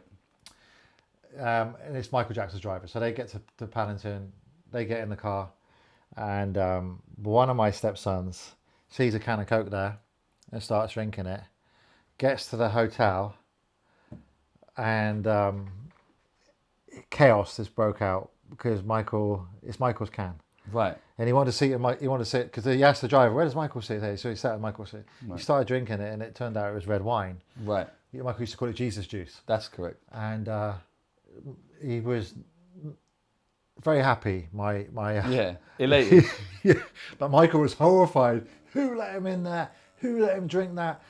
Right. And then how was the ex? Was she going mad? No, she knew Michael. She knew what he was like. And the name Jesus Juice, why is it called that? Because I know the press ran with that. That was his creation. That was what he used to call it. He said, "Don't forget my Jesus juice. That's a long trip." And we used to put it in cans of Coke for him. Yeah. Yeah. Not an alcoholic or nothing. He just did not want the fans to see that he drank alcohol. He didn't want them to drink alcohol. That was the thing. What celebs used to come around a lot? Come on, are there some that really blew your mind, or are you with Michael, who is at the Mount Everest of it? When Macaulay Culkin used to pop in, that used to be for me. That Home was Alone, a big thing. Yeah, similar age to me, the Home Alone stuff. Do you know what? Once you're friends with Michael Jackson, everyone else is irrelevant. Yeah, this is true. I know it's not in a horrible way, but you don't get starstruck. So right. Who would be the biggest who just would be friendly? Britney Spears was always on the phone and around. Used to look up to him. Yeah. Perform with him at Madison Square Garden. Trying to think who else was around. Do you see Britney now online? I find it very weird of what she does. Very weird, or is she very clever? You tell me. What do you think? Because you know her. It looks super weird to me. Wait for her to speak out on that one. Yeah, I know the dancing and just the way she acts. Maybe she had the best teacher of all time. Because remember, her and Mike were very close friends, and right. The way you make me feel together on this last ever performance, yes. and she was always on the phone, and but she's very weird, or she's very smart. She's got a lot of followers. I'm gonna go with. She's got a big team behind her. What do you think? What do I think? Yeah. One day you get Britney on the show, you can ask her. All right, there you go. Was Dirty Diana really about Princess Diana? No. Who was it about then? Because it was written for him. It was nothing to do with. It was about hangers on to music concert, I believe. But right. Yeah, I never talked to Michael about it. I never seen him perform it in person. Never spoke about it. I do know about where he did include it in the show when Diana was there. I thought it was disrespectful. It's her favourite song.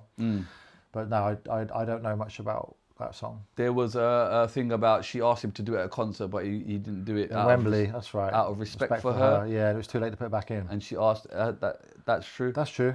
Okay. Yeah. And in his spare time, what did he like to do to relax? Like what? I never saw Michael relax. This was the thing. He was always writing songs, singing, dancing, listening to music to the point of being annoying.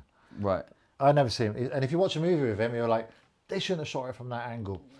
They made a mistake with the lighting there. Right. He'd analyse everything. Michael, you just shut up. I want to watch this. We can't get focused. He couldn't see it from the outside in. But he wanted to leave the music, and he wanted to be behind it. He wanted to be a movie director. That was his next stage of career. Okay. That's what he was working towards. Yeah. There's is it a phone call of Michael saying that he wanted to buy Marvel. This is way before anyone was even talking about the deal buying was done as far as he was concerned. Opening like a Disney-style channel. Yeah, this is years before anything. That's right. Any truth in that? Absolutely. So Michael had this vision that the Marvel comics, and he talked to me about this, and the member of staff may have let him down for not sealing the deal. So Marvel Comics, he had this. So he'd done the music deal with the Beatles catalog and all that stuff. He wanted to buy the rights to Marvel Comics. He felt he could take the characters that are in it and make movies out of them. Yes, exactly what's been happening. Yeah, he envisioned that for the future. Right. He done the deal as far as he was concerned. Delegated to a member of staff. I can't say who it is because you get sued. Right. Allegedly, yes. They're still out there. No, it's out there published in books. A member of staff who's causing legal trouble for the estate at the moment. Right. Forgot to do paperwork by a certain time. So Michael was told he now owns Marvel. He celebrated it. Oh, he was told. Okay. Yeah. He got ready. Actually, there's a Piers Morgan video about this where his dad and his manager, Dieter Wiesner, that's correct, were talking about it. Dieter will be able to tell you more about this than I will. Right. I just saw the aftermath of it. Yeah. Michael's celebrating, ringing everyone up. I've got Marvel. I'm going to take the Hulk and make a movie. I'm going to do Doctor Strange and do this and do this. And it turned out the staff member let him down. Didn't sign the paperwork in time. Didn't turn up. And it went to someone else. And then look what happened. Everything Michael visioned they all became all these movies that are still being released now. So because that person didn't sign the paperwork, one particular person, yeah, didn't turn do you think up it's to a done on meeting. purpose? No, just someone who's very slack around him. They're all slack around him. How much was he buying it for? Any idea? Can't remember. D2 Visa would know. Wow. I can't remember. But that story is true. He was. But everyone thought he was mad buying it. Everyone was like, "You're mad. It's a comic book. You're crazy." They're right. So, you know, but he could see it. He could see the vision of the characters and stuff. I think this was like 2000 and I want to say 2003, 4, around that period of time. He was so driven to get that right, and was told he had it. Do you think if Michael was alive today, he'd be on Instagram or TikTok or these type of He'd be social? a nightmare on it because he started to use email towards the end, and even that was bad enough because he's a prankster. You know, he'd put things out after a few glasses of wine and email you stuff that. So do you think he would be he had to be controlled? You for think him. he'd be on Twitter going mad? He or would Instagram? like social media and the fact that he can end the rumours, end the gossip, statement out, not rely on a journalist to tell the truth of what he's saying and not manipulate. He can go straight to the public. Right. But he'd have to be controlled on it. But that would be, I suppose. I think he'd be the most followed man on earth, I reckon. Yeah. But then his kind of enigma of it would maybe disappear. You know, like stars with the mystery. They're like too accessible. Michael made sure he was not accessible. That's what I'm saying. Yeah. So what, like, would you The think? harder you got to get to him, the more they want you. So would Michael Jackson be on TikTok going? I don't know. That's what I'm just. I get asked that so many times.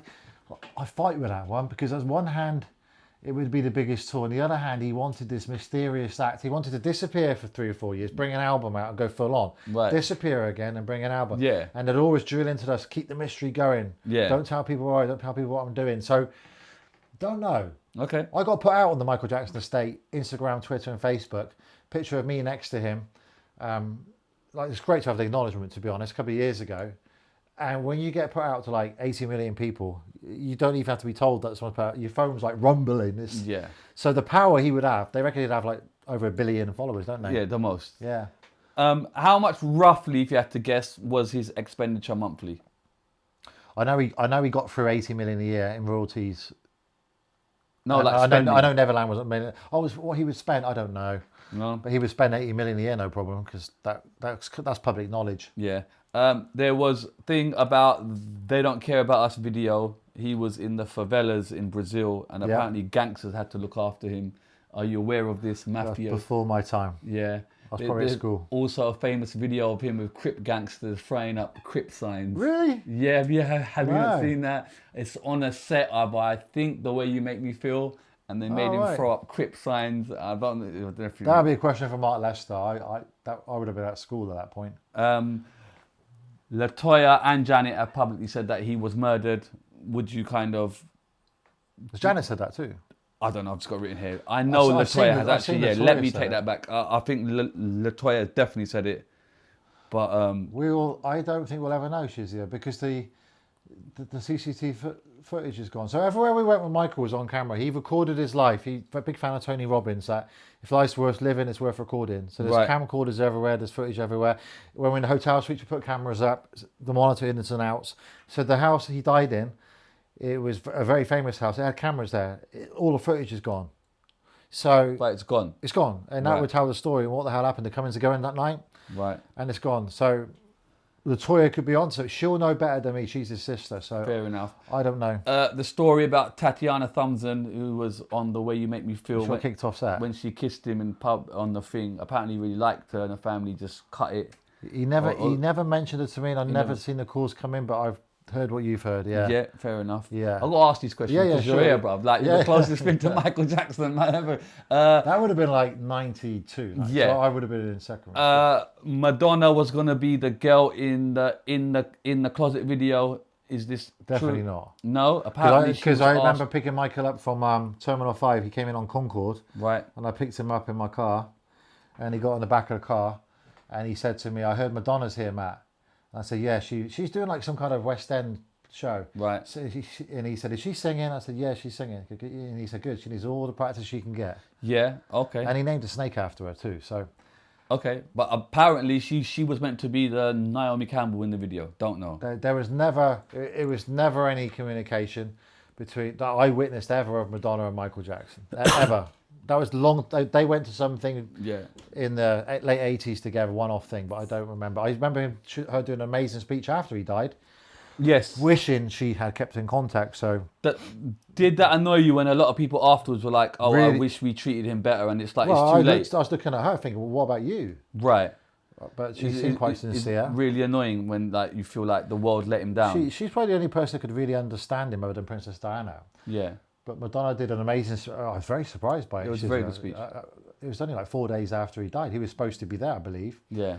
But I think we all make mistakes. We look back, and the rest of it. And I think Madonna idolised him, but they were competitors. They were fierce. She was same fame level at one time. It's true. Yeah. It's true. She's still smashing it out now, 67. So. She's still out there. Yeah. There's a video online of Michael Jackson dancing to a remix of Ignition with R. Kelly in the back of the car. R. Kelly's not in the video. Yeah. Brett Ratner driving. That's true. Yeah. Right. What type of 2003, yeah. What type of artist did he used to listen to? Because he wrote. R. Kelly wrote a song to him. I can't remember which one it is now. R. Kelly one of the newer ones, but he wrote "You Are Not Alone." That's right. Yeah, He did write that. And he would be. So when I would hear him listening to music, it would be James Brown, Diana Ross, Lionel Richie, all the greats. Right. And there was two performers, something in Sullivan. I can't put my finger on it. Right. I didn't like the music, but he was fanatical about playing it. But he would mainly listen to his own music. Yeah. All the time. Yeah. So when driving in the limos and the cars, he'd have his own music playing, Invincible and stuff like that. What was his own favourite songs? Oh, you said Earth Song. Earth Song and Heal the World. Akon said that he used to spend time with Michael and he used to wear like full-blown prosthetics and masks and go cinema and then people would come out and say, it's Akon. And Akon would say, I don't even realise Michael Jackson is standing next to me. Like, how good was his disguises? He was very good. He used to dress up as a Muslim woman mainly. Right. And he used to take it so seriously. He got caught once using the female toilets and got told off. Right. One time we were in a lift and an elevator and he's dressed up, all you see is his eyes, he had the dress on. It was the easiest thing he could get away with. Right. And he was giggling away and doing the Smooth Criminal beat, and I had to Album and say, be careful, because the people in the lift were staring, thinking this is a bit odd. Right. But yeah, no, disguises, he was a master at that. His brothers are Muslim. Some people say he... No, his brothers are just Jermaine. Just Jermaine. Yeah. Any idea about his religion when he died? Some people claim he was a Muslim before he died. Some people claim he was this before. Are you any aware of... So Michael was very confused about religion. I know this because when he got his kids' christening, where Mark is godfather, happened in Vegas, he couldn't quite... Obviously, Jehovah's Witness kind of pushed him out a bit, from what I understand, due to the Thriller video. Right. So he kind of looked up to the Jehovah's Witness thing because of the way he was raised, but he kind of fought with that. But then I know him and Jermaine had conversations about converting to Islam. Yeah. And Michael's read the Quran and stuff, but he would be described as, Mark will tell you that it'll be religion of the month. He just couldn't pin down where to go with it all. Yeah. He believed in God, but he didn't really know. Yeah, he kind of figured it all out in his head. Really. Right. So he died, as far as I'm aware, I don't know, he could have converted, I've got no idea, but as far as I'm aware, he died as a Jehovah's Witness. Right. So.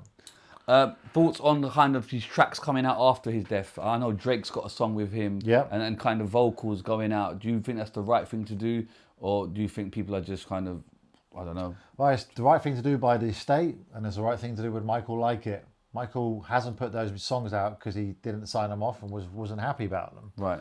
He was a perfectionist. For every album, he would write 120 songs, right, and then narrow it down to 6 or 7. Yeah.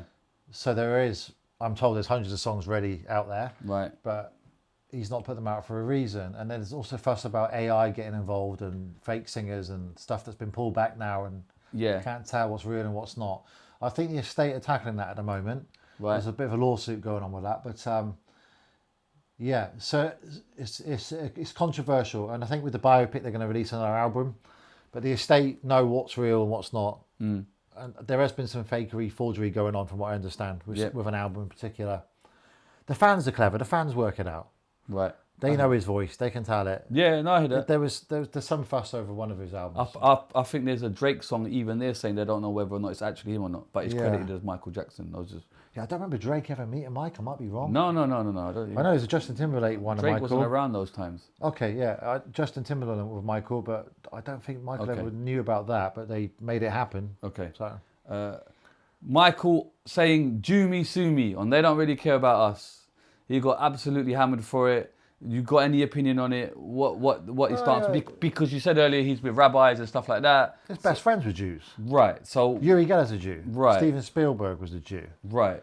His manager is a Jew. So what is the? I don't know. Did he say that though? Really? I don't know. I've only heard the version. And they don't care about us. So he did. He did. But I don't. It was just taken in such an anti-Semitic way. No. His best friends were Jewish. That's all I can tell you. Right. David Guest was Jewish. Right. Never heard him say anything. Yeah, fair enough. Let's have a look here. Lisa Marie Presley, that was all true in your eyes. Yep. Weird Al Yankovic, did he like all of the comedy stuff? You know, when he did Eat It and all. You know Weird Al Yankovic. All right, Michael didn't watch TV or anything. Okay, so what? Very completely irrelevant of it. But are you aware of Weird Al Yankovic? Yeah, I know what you're on about. Yeah. Do you know? I remember Jermaine went into Big Brother, which at the time in England was huge. There was Celebrity Big Brother. Jermaine Jackson went in there. Yeah. And we always assumed Michael knew about it. And maybe Michael would turn up at the end to surprise Jermaine, you know? Right. That would be Channel 4's dream, isn't it? Well, they hoped we pay for one and get the whole... They hoped it too, yeah. And I felt Jermaine thought maybe that Michael would do that as well. And Michael was with Mark, and Mark said, you know your brother's in Big Brother, is he? You didn't even know he was in it. Never heard of Big Brother, nothing. That's how closed off Michael was from the outside. Right, okay. Outside world. Craig David said that Quincy Jones once said to him that Michael Jackson was passing around he's born to do album. He's born to do it album. Any idea? No idea. You need an older person for that. Michael will be 67 now, I'm 46. So you need Mark, he's 67. On a full circle moment, are you aware in the black and white video that these people, one of them is the Golden Harvest producer and one is Raymond Chow, who is the business partner of Bruce Lee? No way. In the black and white video, apparently, allegedly. These two. That's not true, is it? Apparently it's true. Yeah, but this is Michael Jackson. Everything's... Apparently it's true. They make anything they want when it comes down to him. Well, we'll put it on the screen, but apparently there's two Eastern Asian people. One, they are husband and wife, Galen Chin and Roberta Chow. Her father is Golden Harvest founder and producer that made all of the Kung Fu movies. And Raymond Chow is business partner of Bruce Lee. Yeah, you need to tackle Mark Lester or one of the Could that have been a thing? Nah. No? I don't remember Michael. No, because he would have gone to Raymond Chow to meet Shannon Lee and to meet Linda Lee and not me. Okay. Quincy Jones and will.i.am said Prince tried to run MJ over with a car. Definitely not true. That's a mad story, man. What are the maddest stories you've heard that are just stupid? Michael had a suit that made him fly. Right. The oxygen chamber every night. Yeah. I mean, you can go on and on and on. I mean, a lot of the stuff he was behind, but in the end, the media kind of did what they want. He used to say to me, if I had to sue everyone who printed a false story about me, every day of my life I'll be in court. And then why did he move to kind of Bahrain? Because it appeared that the USA were not giving him love. He didn't really. He never felt. He never toured America. He didn't tour it. He didn't really. Do you know what I mean? Yeah. Well, the honest truth with that, Shizzio, which is quite obvious to the public why he's gone there. Yeah. Is he didn't have access to alcohol or medication, and he came back clean. Right. He came back the healthiest we've ever seen him. He went straight to Ireland from there. Yeah. He went to Paris and he went to Ireland, and he's the best he's ever been. He did Thriller 25. Then he went back to Vegas and he went back on medication again. But he couldn't get his hands on in Bahrain due to the religion and the Prince of Bahrain looking after him. Yeah. He couldn't get his hands on anything. Right. And that's just the way it works in the Middle East. A video of MJ saying that he hates touring. He hated it. He hates touring. Yeah. Yeah, because it's exhausting. And you lose 3.5 pounds a night of weight and then put on a drip to build him back up again. And yes. And can go out locked in a room, especially with the thought of doing it with his children. Yes. Yeah, I've heard him say that. Yeah. He's in The Simpsons.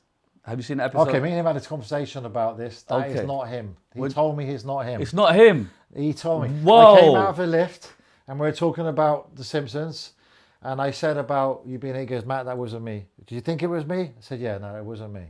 Really? Yeah. But then there's rumours that he wrote the rap of Do the Bartman. I think he did that, but I didn't talk to him about that. I just talked about this character, and I seen it, and he said that was with me. Really? They fooled you. People have said that he did the voice, but he didn't do the singing because there was legal problems. Yeah.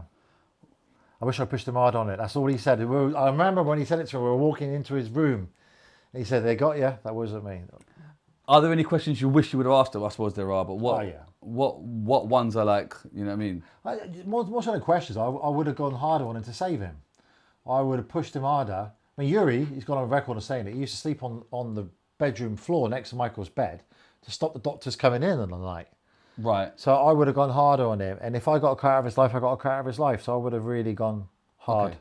I would have done something. I don't know what else I could have done, to be honest. I told everyone around him what was going on and what I was overhearing, and doctors getting paid off, Michael not waking up properly in the mornings, having a job to wake him up, and it just landed on deaf ears. They all said they would do something about it, but they didn't. But again, this was 20 years ago. I was a kid, man, thrown into this world. What am I supposed to do? You've got this $1 billion network with not the right people around. It was very hard for me to do. But could a guy go back? I would have shook Mike and said, "Come on, let's get you back with Jermaine and Tito and your mum and sort you out." Basically. What's your happiest memory when you kind of look? Is there ones that just make you smile? I used to like going shopping with him. That was cool. Yeah, minus the chaos. Yeah, when it was shut down. If it wasn't HMV. Even when it was shut down, though, they're still banging on the windows and everything. They still follow us. Yeah. Happiest memories with Mike. I mean, we have so many happy memories, but I think when it was just me and him and the kids, and we used to watch TV and get a curry and do normal stuff. And you've got a book coming out soon, right? Yeah, it's a book about my life, it's not about Michael. Right. Obviously, Michael's part of my life. Right.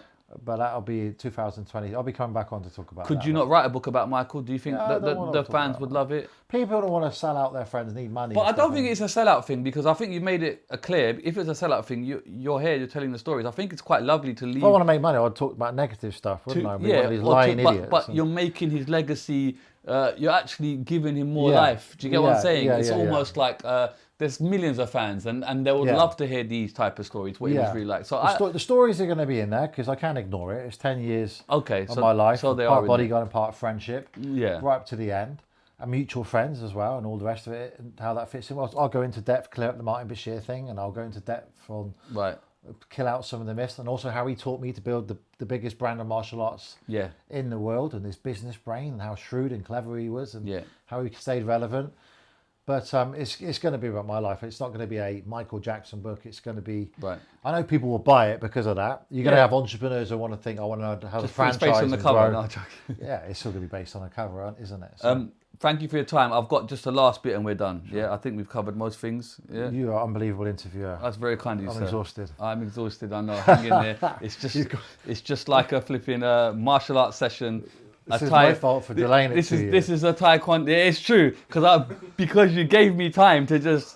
But you know what it is? Like, I have to get it. I have to get it in, because I don't know when I'm going to see you again. Because I promise I'll be back for it. You're a millionaire. You're driving Lamborghinis and all of that. You know what I mean? Anyway, AI has asked you questions. This is all AI generated. We must have answered most of these anyway. I haven't read them. Do you know what I mean? So we're just going to run through them and then we're good. You've claimed to be Michael Jackson's bodyguard. Some say you've exaggerated that role.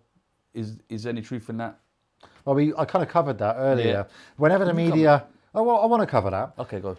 So he's my mate, and you don't take pictures all the flipping time, video all the time. And there's some things you want to keep to yourself. When we do public events, it's very public. And then you've got the public events and ones that we get papped where we're out and about by paparazzi agencies, and you've got to buy those pictures. So the public, whenever there's a story about me and Michael, and they're every day basically in some part of the world, they go with this free usage safe picture, which is me holding an umbrella with Michael. And people question all the time, why is it just that picture all the time? Reason is no one has to pay for it. The media don't have the money like they used to. They don't want to pay for the pictures of me shopping with him with HMV, or with me and him Harrods, or coming out of another hotel with me and him, or one that I own or anything. They just want to go with that because it shows bodyguard, him being shaded, there, the main man next to him. So a lot of fans say you've met him for 5 minutes on stage and next to him, that's it. It's complete nonsense. Have you got pictures that we can use? Yeah, I'll send you files. I'll send you me hours of footage if you want. Verbal authorization, folks. You know what I mean? Did you ever witness anything that made you question Michael's innocence in regards to allegations? Covered that. You've said Michael was addicted to painkillers. How bad did it really get? Struggled to wake him up, but I made sure his people knew that. I didn't care less. I got straight on the phone to his assistant. And told did her. Michael ever confide in you about his deepest fears? His deepest fear. One of the last conversations I had with him, me and Mark sat with him in Lanesborough Hotel. He just went to see Oliver with Mark, ironically. He thought that'd be funny, taking Oliver Twist to watch the stage show Oliver. Yeah. And he got back, they called me, and I went there because he was flying out the next day. We had fish and chips, Michael's favourite dinner, and we sat there, and he confided with me and Mark that he fears he's going to get killed by a shot due to these concerts. And the ironic thing, and we reassured him that we'll make sure you're safe, we're going to look after you. And Mark, he said to Mark, you're a godfather of my kids, you make sure you take care of my kids if anything happens to you, so I fear I'm going to get killed by a shot. That's the exact words. And we reassured it's ridiculous. I hugged him. He felt very frail. He went off, and the ironic thing, he got killed by a shot, but a shot of propofol, not a shot. But he feared being shot on stage at the O2 Arena. This is a strange one. You once claimed, I don't know if you did, you might be the father of one of Michael Jackson's kids. Do you stand by that? I didn't claim. Well, what happened there? No, it's crazy, you know. It's just the media. This is what goes on because they say allegedly this, allegedly that, and the public read it and they think, oh, and so forth. Yes, just like anybody would try and help their friend out. You try and help them conceive a child if they ask you, just like any of my other friends would help. Right. I don't know. There's a long list that was unsealed with 20, 30 names and my name's on it. The newspaper, who doesn't exist no more, well, I can tell you what it is, News of the World, you know, credibility they've got. Yeah. They went with this list. They went for me, did allegedly that, and I had to live with that for a few years. And it was deeply embarrassing. I don't know. Macaulay Culkin got a hard time. Mark Lester got a hard time. You can go on and on and on and on. All the people that were on there, but I have never gone and claimed anything. It's the blasted media that's been the problem. So I've had to answer questions about that. But it's just utterly ridiculous. But there you are. Is there a side of Michael Jackson that the world still doesn't know even today? Yeah, the business side, the shrewd businessman, which I'm going to tell about in my book, my story. I mean, if it weren't for him, he taught me how to franchise, how to market, how to grow, set goals and achieve them, never give up, no such word as can't. An amazing, shrewd man. Not the clown they see, who they think with the makeup on, which he's planned to fool them all anyway. But no, you don't get to be the most famous man on earth, make billions and billions of dollars, stay relevant all that time, even now, and be an idiot and not know what you're doing. He's very intelligent. True. Very clever. He soaked the sponge off everyone. Have you made more money from martial arts or from your association with Michael Jackson? Well, that's hard to measure. I've never sold a story on him. I've never earned any money off Michael. He's actually cost me money with his hotels. But you can't measure that. That's the key question, isn't it? Yeah. Would I be as successful as I am had I've not bodyguard? Do people buy into my brand because of my association of being his bodyguard and his friend? I don't know. I've never had that said to me. Yeah. I'd be lying if I didn't. You probably wouldn't want me on my podcast if it weren't for that. My business stuff alone wouldn't be as appealing, would it? So I don't know. It's hard to measure. And that's always a question. Because we got 2008 locations now. Would I have that if it weren't for him? Well, he pushed me to get past 5 locations, didn't he? Right. And so maybe I would have stuck at 5. I don't know. And done all the property stuff. But I think I'd be lying to say he didn't open doors for me. Yeah. But I've not earned any money directly. Any TV you see, I'll do it for free to defend my mate. I'm there out of my own pocket to go on national TV this morning. Hotel. I don't get any direct benefit from that. Yeah. Especially when he's been accused of the most hurtful crimes in the world. And I mean, you'd think I'd be pulling back from that situation, right? Yeah. Or I'd be one of the others saying, "Oh, he touched me too," just like Wade in that era. Back then, I forgot all about it. I want $200 million, please, the state. Yeah, true. You know, when I called Mark Lester about the recent guy alleging it, he's like, "Oh, it's mad. We might as well just all file complaints because it's absolute nonsense what's going on at the moment." So I can't measure it. Yeah. But honestly, hand on heart, probably wouldn't be as big as it got with my brand if it weren't for his inspiration on me. Right. And the motivation he gave me. I wanted to beat Michael Jackson. I know it sounds mad. I wanted to be more successful than my mate. He was my competitor. Right. He was my mentor. I wanted him. He kept me accountable. I wanted to earn more than he did. Yeah. Side note, the camera doesn't show, but you're a very big guy. You're Thank like you. 6'4". What are you, man? 6'4", yeah. Are you 6'4"? Yeah, He's I've lost the muscles. He's fucking big, man. So I can clearly see the bodyguard angle. Like, just let me just put that out there. Side note, I've had people like Simon Newton sat here who kind of, they almost not run with the, but they say they're Michael Jackson's bodyguard. Can you blame people for kind of using that PR angle when perhaps they're not as do you know what I mean? Bodyguard as you per se. Yeah. I don't want to say anything bad about Simon yeah. because he was cool here, but I'm just saying, do you know what I mean? Like, other people use that angle. Can you blame them, or do you feel? I don't know. Yeah, I don't know Simon Newton. I've seen him do your interview. I think he mentions me in your interview actually. Yes, he did. And I asked him about he was very kind about me. Yeah. So, he was part of a team. He says he didn't meet me. He met me in passing in 2006 at Earl's Court. We were coming back from, I believe, Tokyo, and Michael wanted extra security because it's the first time a public appearance was being made in London since the allegations, since he's left Bahrain, basically. So a company was hired, and I believe Simon was one of the people that was in there.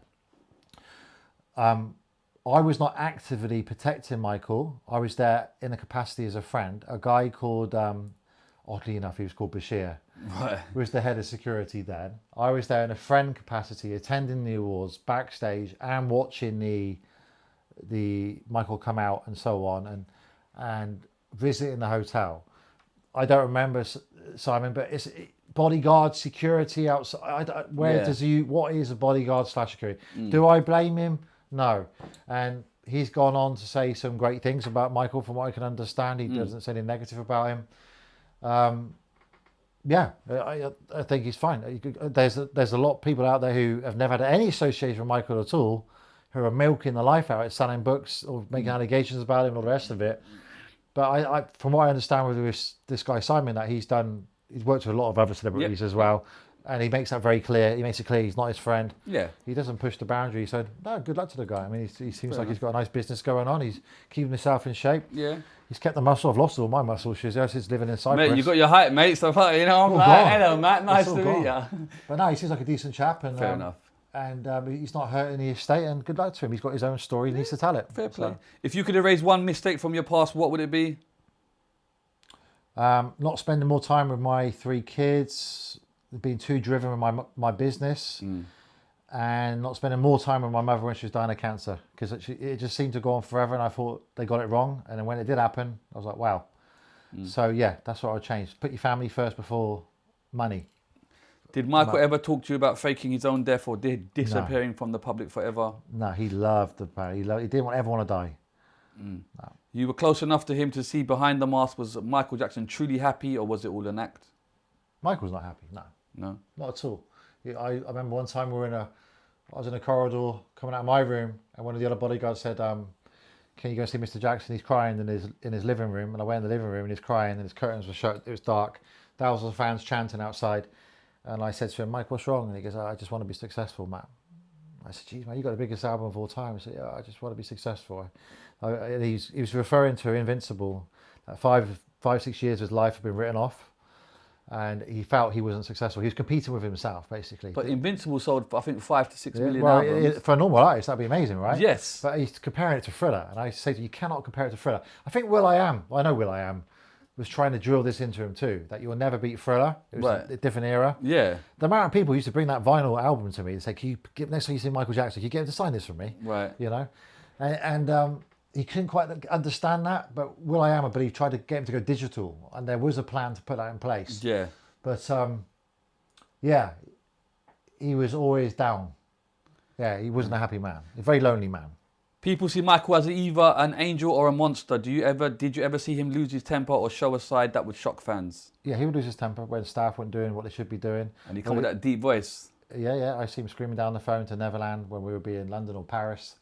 Demand a member of staff be fired or sue someone for $100 million. I can't remember what he was referring to. Yeah, he was a ruthless businessman. Did Michael ever talk about his regrets? If so, what were they? No, not with me. You said you've protected him, but did you ever have to protect him from himself? Kind of. Yeah, goes down to the medication side, isn't it? And that was hard to do. Did Michael ever question the loyalty of people closest to him, including you? Yeah, we test us. Yeah. He would test us. So How would he test you? Okay, so there was one time I had a phone call, and I was driving my car, and I had one of my staff with me, and it was on loudspeaker, and it was a newspaper reporter offering me a lot of money I think it was to do with the kids. It was the picture or something to do with the kids or something like that. I can't remember exactly what it was, but it was about £1 million.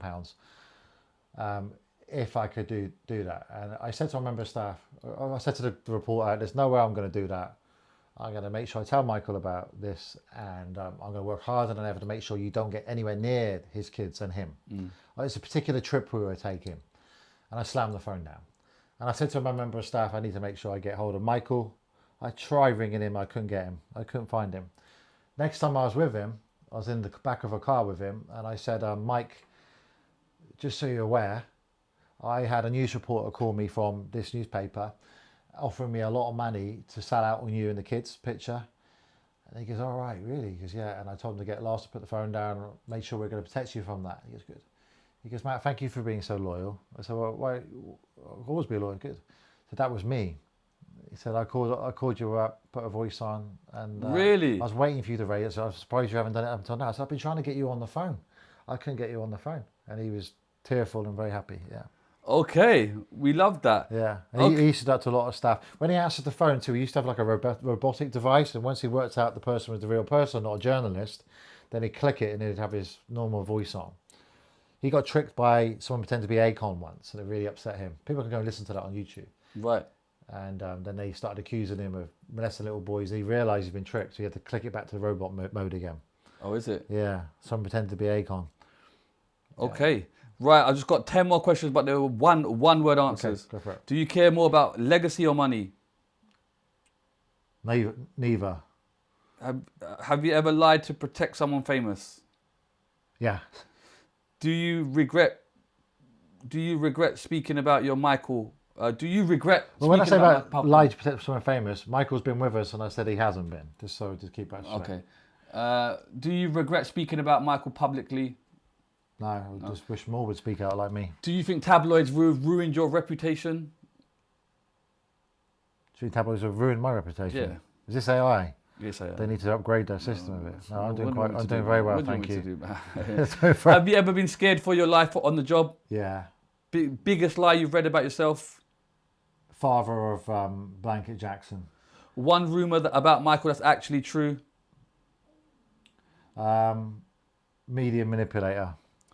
When it's all said and done, do you want to be remembered as Michael's bodyguard or as Matt Fiddes, the businessman? Just remembered as a good dad to my 6 kids. Yeah? Done the best of them. Can I just touch on politics quickly and then we're done? Because I want to bring it back to you. I want to do a full circle. You joining politics. Yeah. You linked with Nigel Farage. Bit of controversy there. What got you into that? Me and Nigel go back a long way. Right. Good mates. Great guy. Family guy. Again, media don't portray him like they should do. Yep. I do events to help entrepreneurs called Health and Wealth Summits. I put them on for free. Right. I'll just cover costs, and I get speakers there. He's normally one of my speakers at the events. I've got him on podcasts. People like Rob Moore, I've introduced him to people like that. Good, great man. I just think he stands for everything that the country needs right now. Right. It's a complete mess. What does the country need? Lower taxes, more opportunity. We need our millionaires and billionaires back. Stop people leaving the country. Safe borders. Police needs to be improved. Education system's outdated. Completely outdated. Don't even use computers or nothing. It's bizarre. Stuff they're learning that they're never going to use in their life whatsoever. Farage gets it. And he's an honest family man. And like he tells me, there's no one in the front bench of politics in the parliament who's never had a paper round, let alone ran a business, or they've all inherited their homes.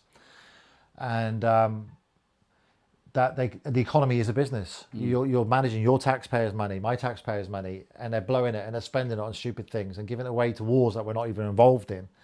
And Farage gets it. So I'm not a political person, because when you get into that, you get attacked. But I will offer my services to any party or government that wants to push pro-entrepreneur, pro-opportunity, and help them, guide them for free to help the next generation go off and create more jobs. So I believe you lower taxes, you encourage entrepreneurship, they'll get more tax that way through more jobs, more employees.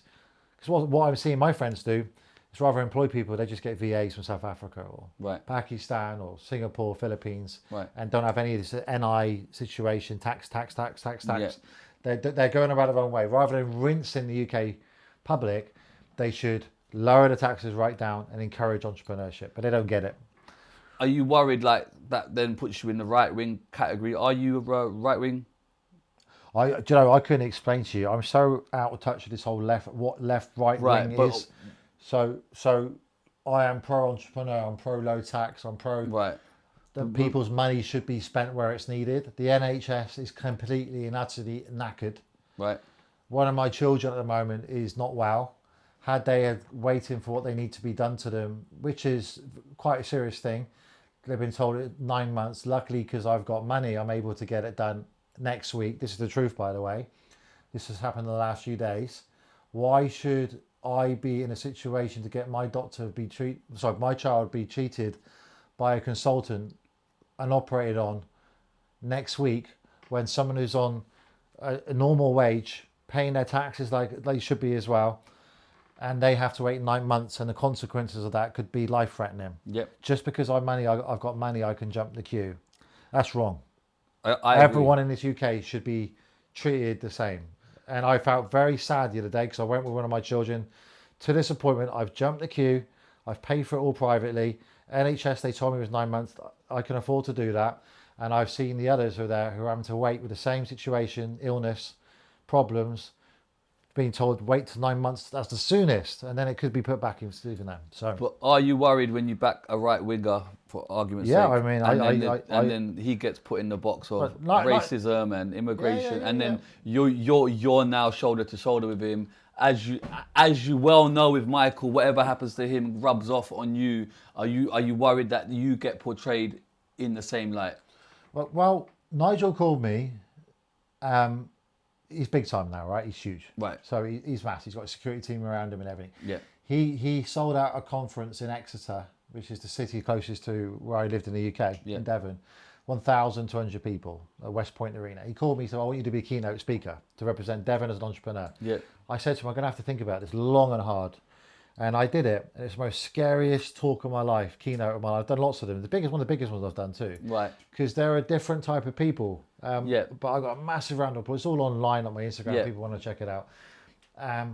But then on the backlash of that, you've got everyone who supports Conservatives and Lib Dem. They're attacking you. That's right. To try and bring you down, looking for stories to bring you down, threatening you that if you become MP of Devon and you uplift our current MP, then we're going to say this about you, what happened 20 years ago, or so say this, friend of a friend of a friend of a friend. Yeah.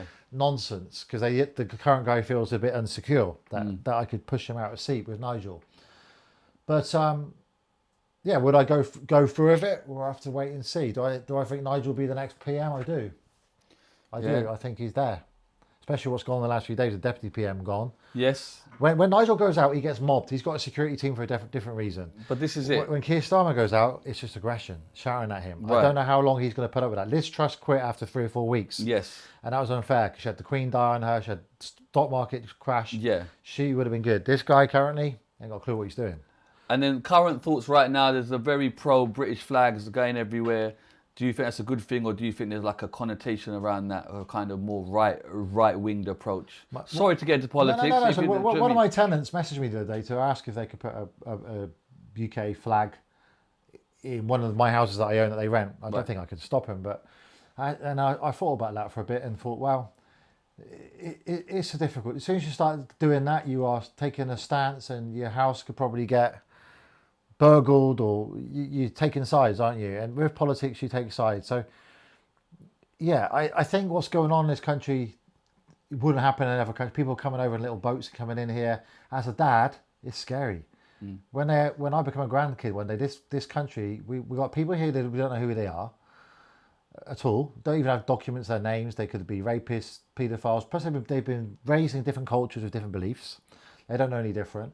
They're committing crimes, and the police don't seem to know what to do with it. I don't understand how you can just turn up at a country and be given... Like, my wife's from South Africa. She had to go through an incredible 6-year process of proving income, criminal checks, leave to remain, then you apply again. All these steps, study English history, language exams, everything. The whole system cost about £25,000 to get through. Then she got her British passport. So that's the correct way. Now, Nigel says he's pro people doing that way, but not pro people just turning up. And they skip the 2.5 years. They get given leave to remain, given 4-star hotel, given a PlayStation, given income, given our NHS when it's knackered and people can't get on it, who they get priority over the public who are paying their taxes. So yeah, it's a mess.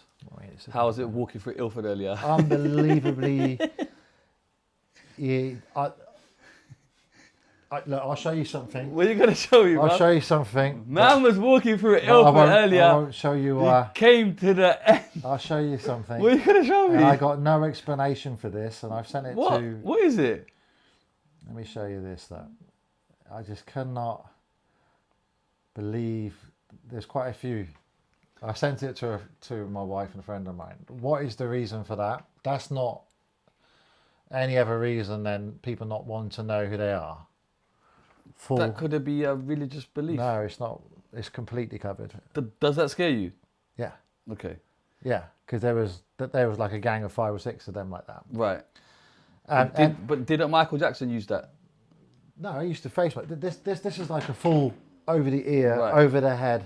Right. This is not a burqa. This is that does look like a burqa. no. This was a proper face Only mask, club. like almost like a COVID mask. Right. Yeah. Right. You might know different to me, but Right. it looked like these lads were up to no good. That's not a lad. That's a female. Well, No, this is a guy. Huh? It was a guy. That was a guy. Yeah, he walked right How past do you me. know? Because I was keeping You an eye. I can't- thought he was going to try you and can nick the just see freaking wallet eyes. or something. Okay. Yeah. Okay. Did I feel unsafe when I come out? Yeah. I felt everyone was very. I felt I had to keep my head down, but then again, everything was just fine. Everything was just fine. Right. I think if you wanted to make a scene of it, then it'd be different. I had to keep my head down. I came to Ilford about 15 years ago. It was a different experience. Right. But everyone was very friendly, very nice, Right. polite to me, and I respect all their different. There's multiple beliefs. This is the problem you've got. Everyone attacks a certain religion, but then you've got so many of them, haven't you? And certain different beliefs and so forth. But yeah, London has changed compared to when I've had it. I don't have a problem with that, but I just felt like Uneasy. not uneasy. I stood out like a sore thumb in my tracksuit. Well, you are 6 foot fucking 4. 6 foot, okay, yeah. Do you know what I mean? And I just felt you're not a set of khakis, are you, mate? Yeah. Is this a case of man fears what he doesn't know, or do you think we as people we're not open enough to want to know about other backgrounds and cultures? We didn't get taught about it at school, did we, Shizzio? We didn't get taught enough about that type of stuff. Yeah, but that's what I mean. Yeah. Do you think we should be taught about? Do you know what the assumption is? The assumption is if people come to an ethnic makeup area, Yeah. they will all think they're migrants now due Right. to the publicity. Right, and is that a good thing or a bad thing? That's a bad thing. Exactly. But I was there today knowing that's not the case. I know the history. But some people don't know. Because up north, you've got Bolton, Blackburn, Burnley. Right. For years, Right. has been no. You just expect that's Right. where cultures develop, and but 80% of my student base is Muslim, Right. and they're some of the nicest, supportive people in the world. I've been with Jermaine Jackson to Muslim conventions. Wonderful people, amazing. Right. But then you've got, unfortunately, the 1 or 2% who ruin it for everyone else, haven't you? Just like everyone else. But yeah, I just think the world is becoming a world now. I think eventually we're going to have a world tax. Right. And it'll all just become one. I think that's what we're going to be working towards because Right. you can control borders. And do you know they keep saying England's got a migrant problem? Well, I live in Cyprus. Cyprus has got a migrant problem, big time. Right. They're coming in and they're getting housed in hotels. Other countries have got the same problem, but for some reason, the media is just UK, UK, UK, UK. You certainly shouldn't be able to turn up on a shore without documents of who you are and get criminal checked and get given hotels. And when other people are suffering, they can't even put the heating on in the winter. But there has to be a balance. And will it ever change? I don't know. You can't start kicking everyone out, can you? Some may argue they're fleeing. We're getting deep now, but I'm going to stop this. We're going to go to Yeah. but just a 1-2 questions. Some may argue these people are fleeing because of countries like the UK and war that and they do. So that is, in theory, a knock-on effect. You've gone to these places and that is what happens, the ripple effect. Would you like to comment on that? Or are we going Do you know what, right? I was in Cyprus when the Israel-Iran attack was going on, and we could see the Iron Dome in Israel taking out the missiles from the beach near where my house is, right? Right. Very scary, terrifying. And bear in mind, Cyprus used to be Middle East, now it's Europe. We're the neighbour to Israel, and then behind us you've got Syria, Lebanon, etc., and so forth. Right. So I was there, and as a father, we could hear the bombs going off, see it going off, and then we'd have the news that Cyprus could be attacked any minute. I messaged her, I won't say who the politician is, but I messaged a very famous politician, said, look, tell me the truth here if you can. Do I need to come home to the UK? Yeah. Because I fear for my wife was crying when this is all going on. Yeah. And my kids were seeing it on the TV. We had friends from England ringing us saying, are you okay? Are you okay? Because they just assume that we're in the same situation that Israel's in. And it's not far away. It's like a 30-minute flight, right? And I got a message back from a certain person saying, stay where you are. It's safer than the UK. Right. It'd be more dangerous for me going to the UK right now than to stay in Cyprus, right next to it. Right. So, and this is high level, politician level. So UK is under threat for something. Do you think the UK should stop funding Israel and let them crack on with what they do? We've got enough problems in the UK as it is. Yeah. Yeah. Fair enough. I do. You got to remember, my best friend is Israeli and a Jew, Uri Geller. Right. And it's sad because I was messaging his daughter. I can no longer, if I put a post up about him, I get attacked. Right. And I know if he come back to the UK, it'd be very difficult for him to walk around now because he's probably one of the most famous Jews. Right. Has he left the country? I don't even know. He left. He went back to Israel in 2017. He got a museum, Uri Geller Museum out there. He's very patriotic. He'll fight for his country out there. Right. Uri will. But yeah, it's become. But who controls all this? The media and the government now are just. They just got us. When they give Nigel a hard time, they give him about immigration. He's talking about come through the right way is fine. That's what he said at my event to entrepreneurs. But you can't just come into a country when everyone else is paying to come through, going through hoops. My mother-in-law and father-in-law are in Johannesburg, just outside Johannesburg, stuck there. Very high crime country, want to live in England. They can't live in England. There's no way of them doing it, even though they're married to their daughter and they've got grandchildren here. There's no way of getting them in. Right. But if they go to Calais, they can come over on a dinghy and they come in and they got leave to remain. So it's like you said, it's very controversial. Yeah, but did I feel safe in Ilford? I did feel safe. But I've got your back, Matt. But it's fair to say. Just mention my name. It's cool. It's fair to I'm say, a veteran though. around here. If you're going to be an idiot, you're going to cause trouble wherever you are, aren't you? Yeah. But those people who are just getting on with their business, the culture's changed, the population has changed over the years, but New York's the same. California is the same. The amount of Mexicans there is unbelievable. Cyprus is the same. Right. I live in Cyprus. It's a Cypriot Greek country. I don't see Greeks anymore because they can't afford to live there. It's all Brits around there and Russians, they Ukraine. Need your millions. Well, and you've left the country, right? You have left the UK. UK, yeah, in March, yeah. You just had enough. Well, come to the States with me. You know how I'm against the school system. So Zach, my 11-year-old, was about to start secondary school. Right. And there's only one secondary school next to where we live. And it had one of the worst Ofsted reports in the UK, 50 to 60 kids per class. Yeah. And because of my position as owning the martial arts schools all around the UK, I see what goes on at that age, where when me and you went to school, you try and get maybe someone might tempt you to have a drink of alcohol, but they're all about cocaine. Right. And speed and stuff, and they see it as normal. Right. And the stuff he's going to learn, I don't support. So I had several alternatives. Private school was wobbling in the area due to the VAT that's been put on by the government. Yeah. They're going bust, all these private schools. Yeah. The other alternatives is since the sit down where we had situation where we had to stay at home, I don't really have to run my business. I don't have to have physical meetings anymore. It's on Zoom, FaceTime, WhatsApp, video. I don't leave my house a lot. Right. So I took the opportunity for my children to have the greatest upbringing as they can. I've always wanted to do it. Go to Cyprus and be homeschooled in the environment over there. It is a safe country. There's zero crime, literally. Right. And we come back here, 4 or 5 days every now and then. And stuff and the so biggest forth. question is, what did you do with the Lamborghinis and the Ferraris? Where are they? If I say I'm that, asking for a if friend. I say that, I can store them for you, man. You know what I mean? What did you do? Man. Did you drive them over? I think we're done. Is there anything you want to add? Because I have exhausted you. I do apologise. It's been lovely to have you, man. We've been talking a long time. I've enjoyed it. You're very good at it. You've got a good show. I love watching your show. Thank you, sir. And but I just feel like if there are any other points you feel like you haven't covered, I mean... Man, this has been the most extensive, exhaustive interview I've ever given. You've Thank covered you. everything. We've had a workout. You've not hidden questions. You've hit all the points that. We've had a workout, and I made them all up. Well, most of them. Yeah. We've had a workout, so Yeah, it's and been absolutely lovely. Thank you for your time. You're welcome. You're a great guy. Appreciate You it. always talk to me on the phone and stuff like that. And Always there for you, bro. and I appreciate that. You might have these type of view, whatever, we don't care. You're a lovely human and you talk to me and likewise. You go and saying. So I want to say thank you, sir. Thank you very much. It's been amazing. Appreciate it. Love to you and the family. And we'll catch you in part 2 whenever. I'll be prepared. I'll book a 2 days. Whenever he's ready. Yeah. We out. Peace.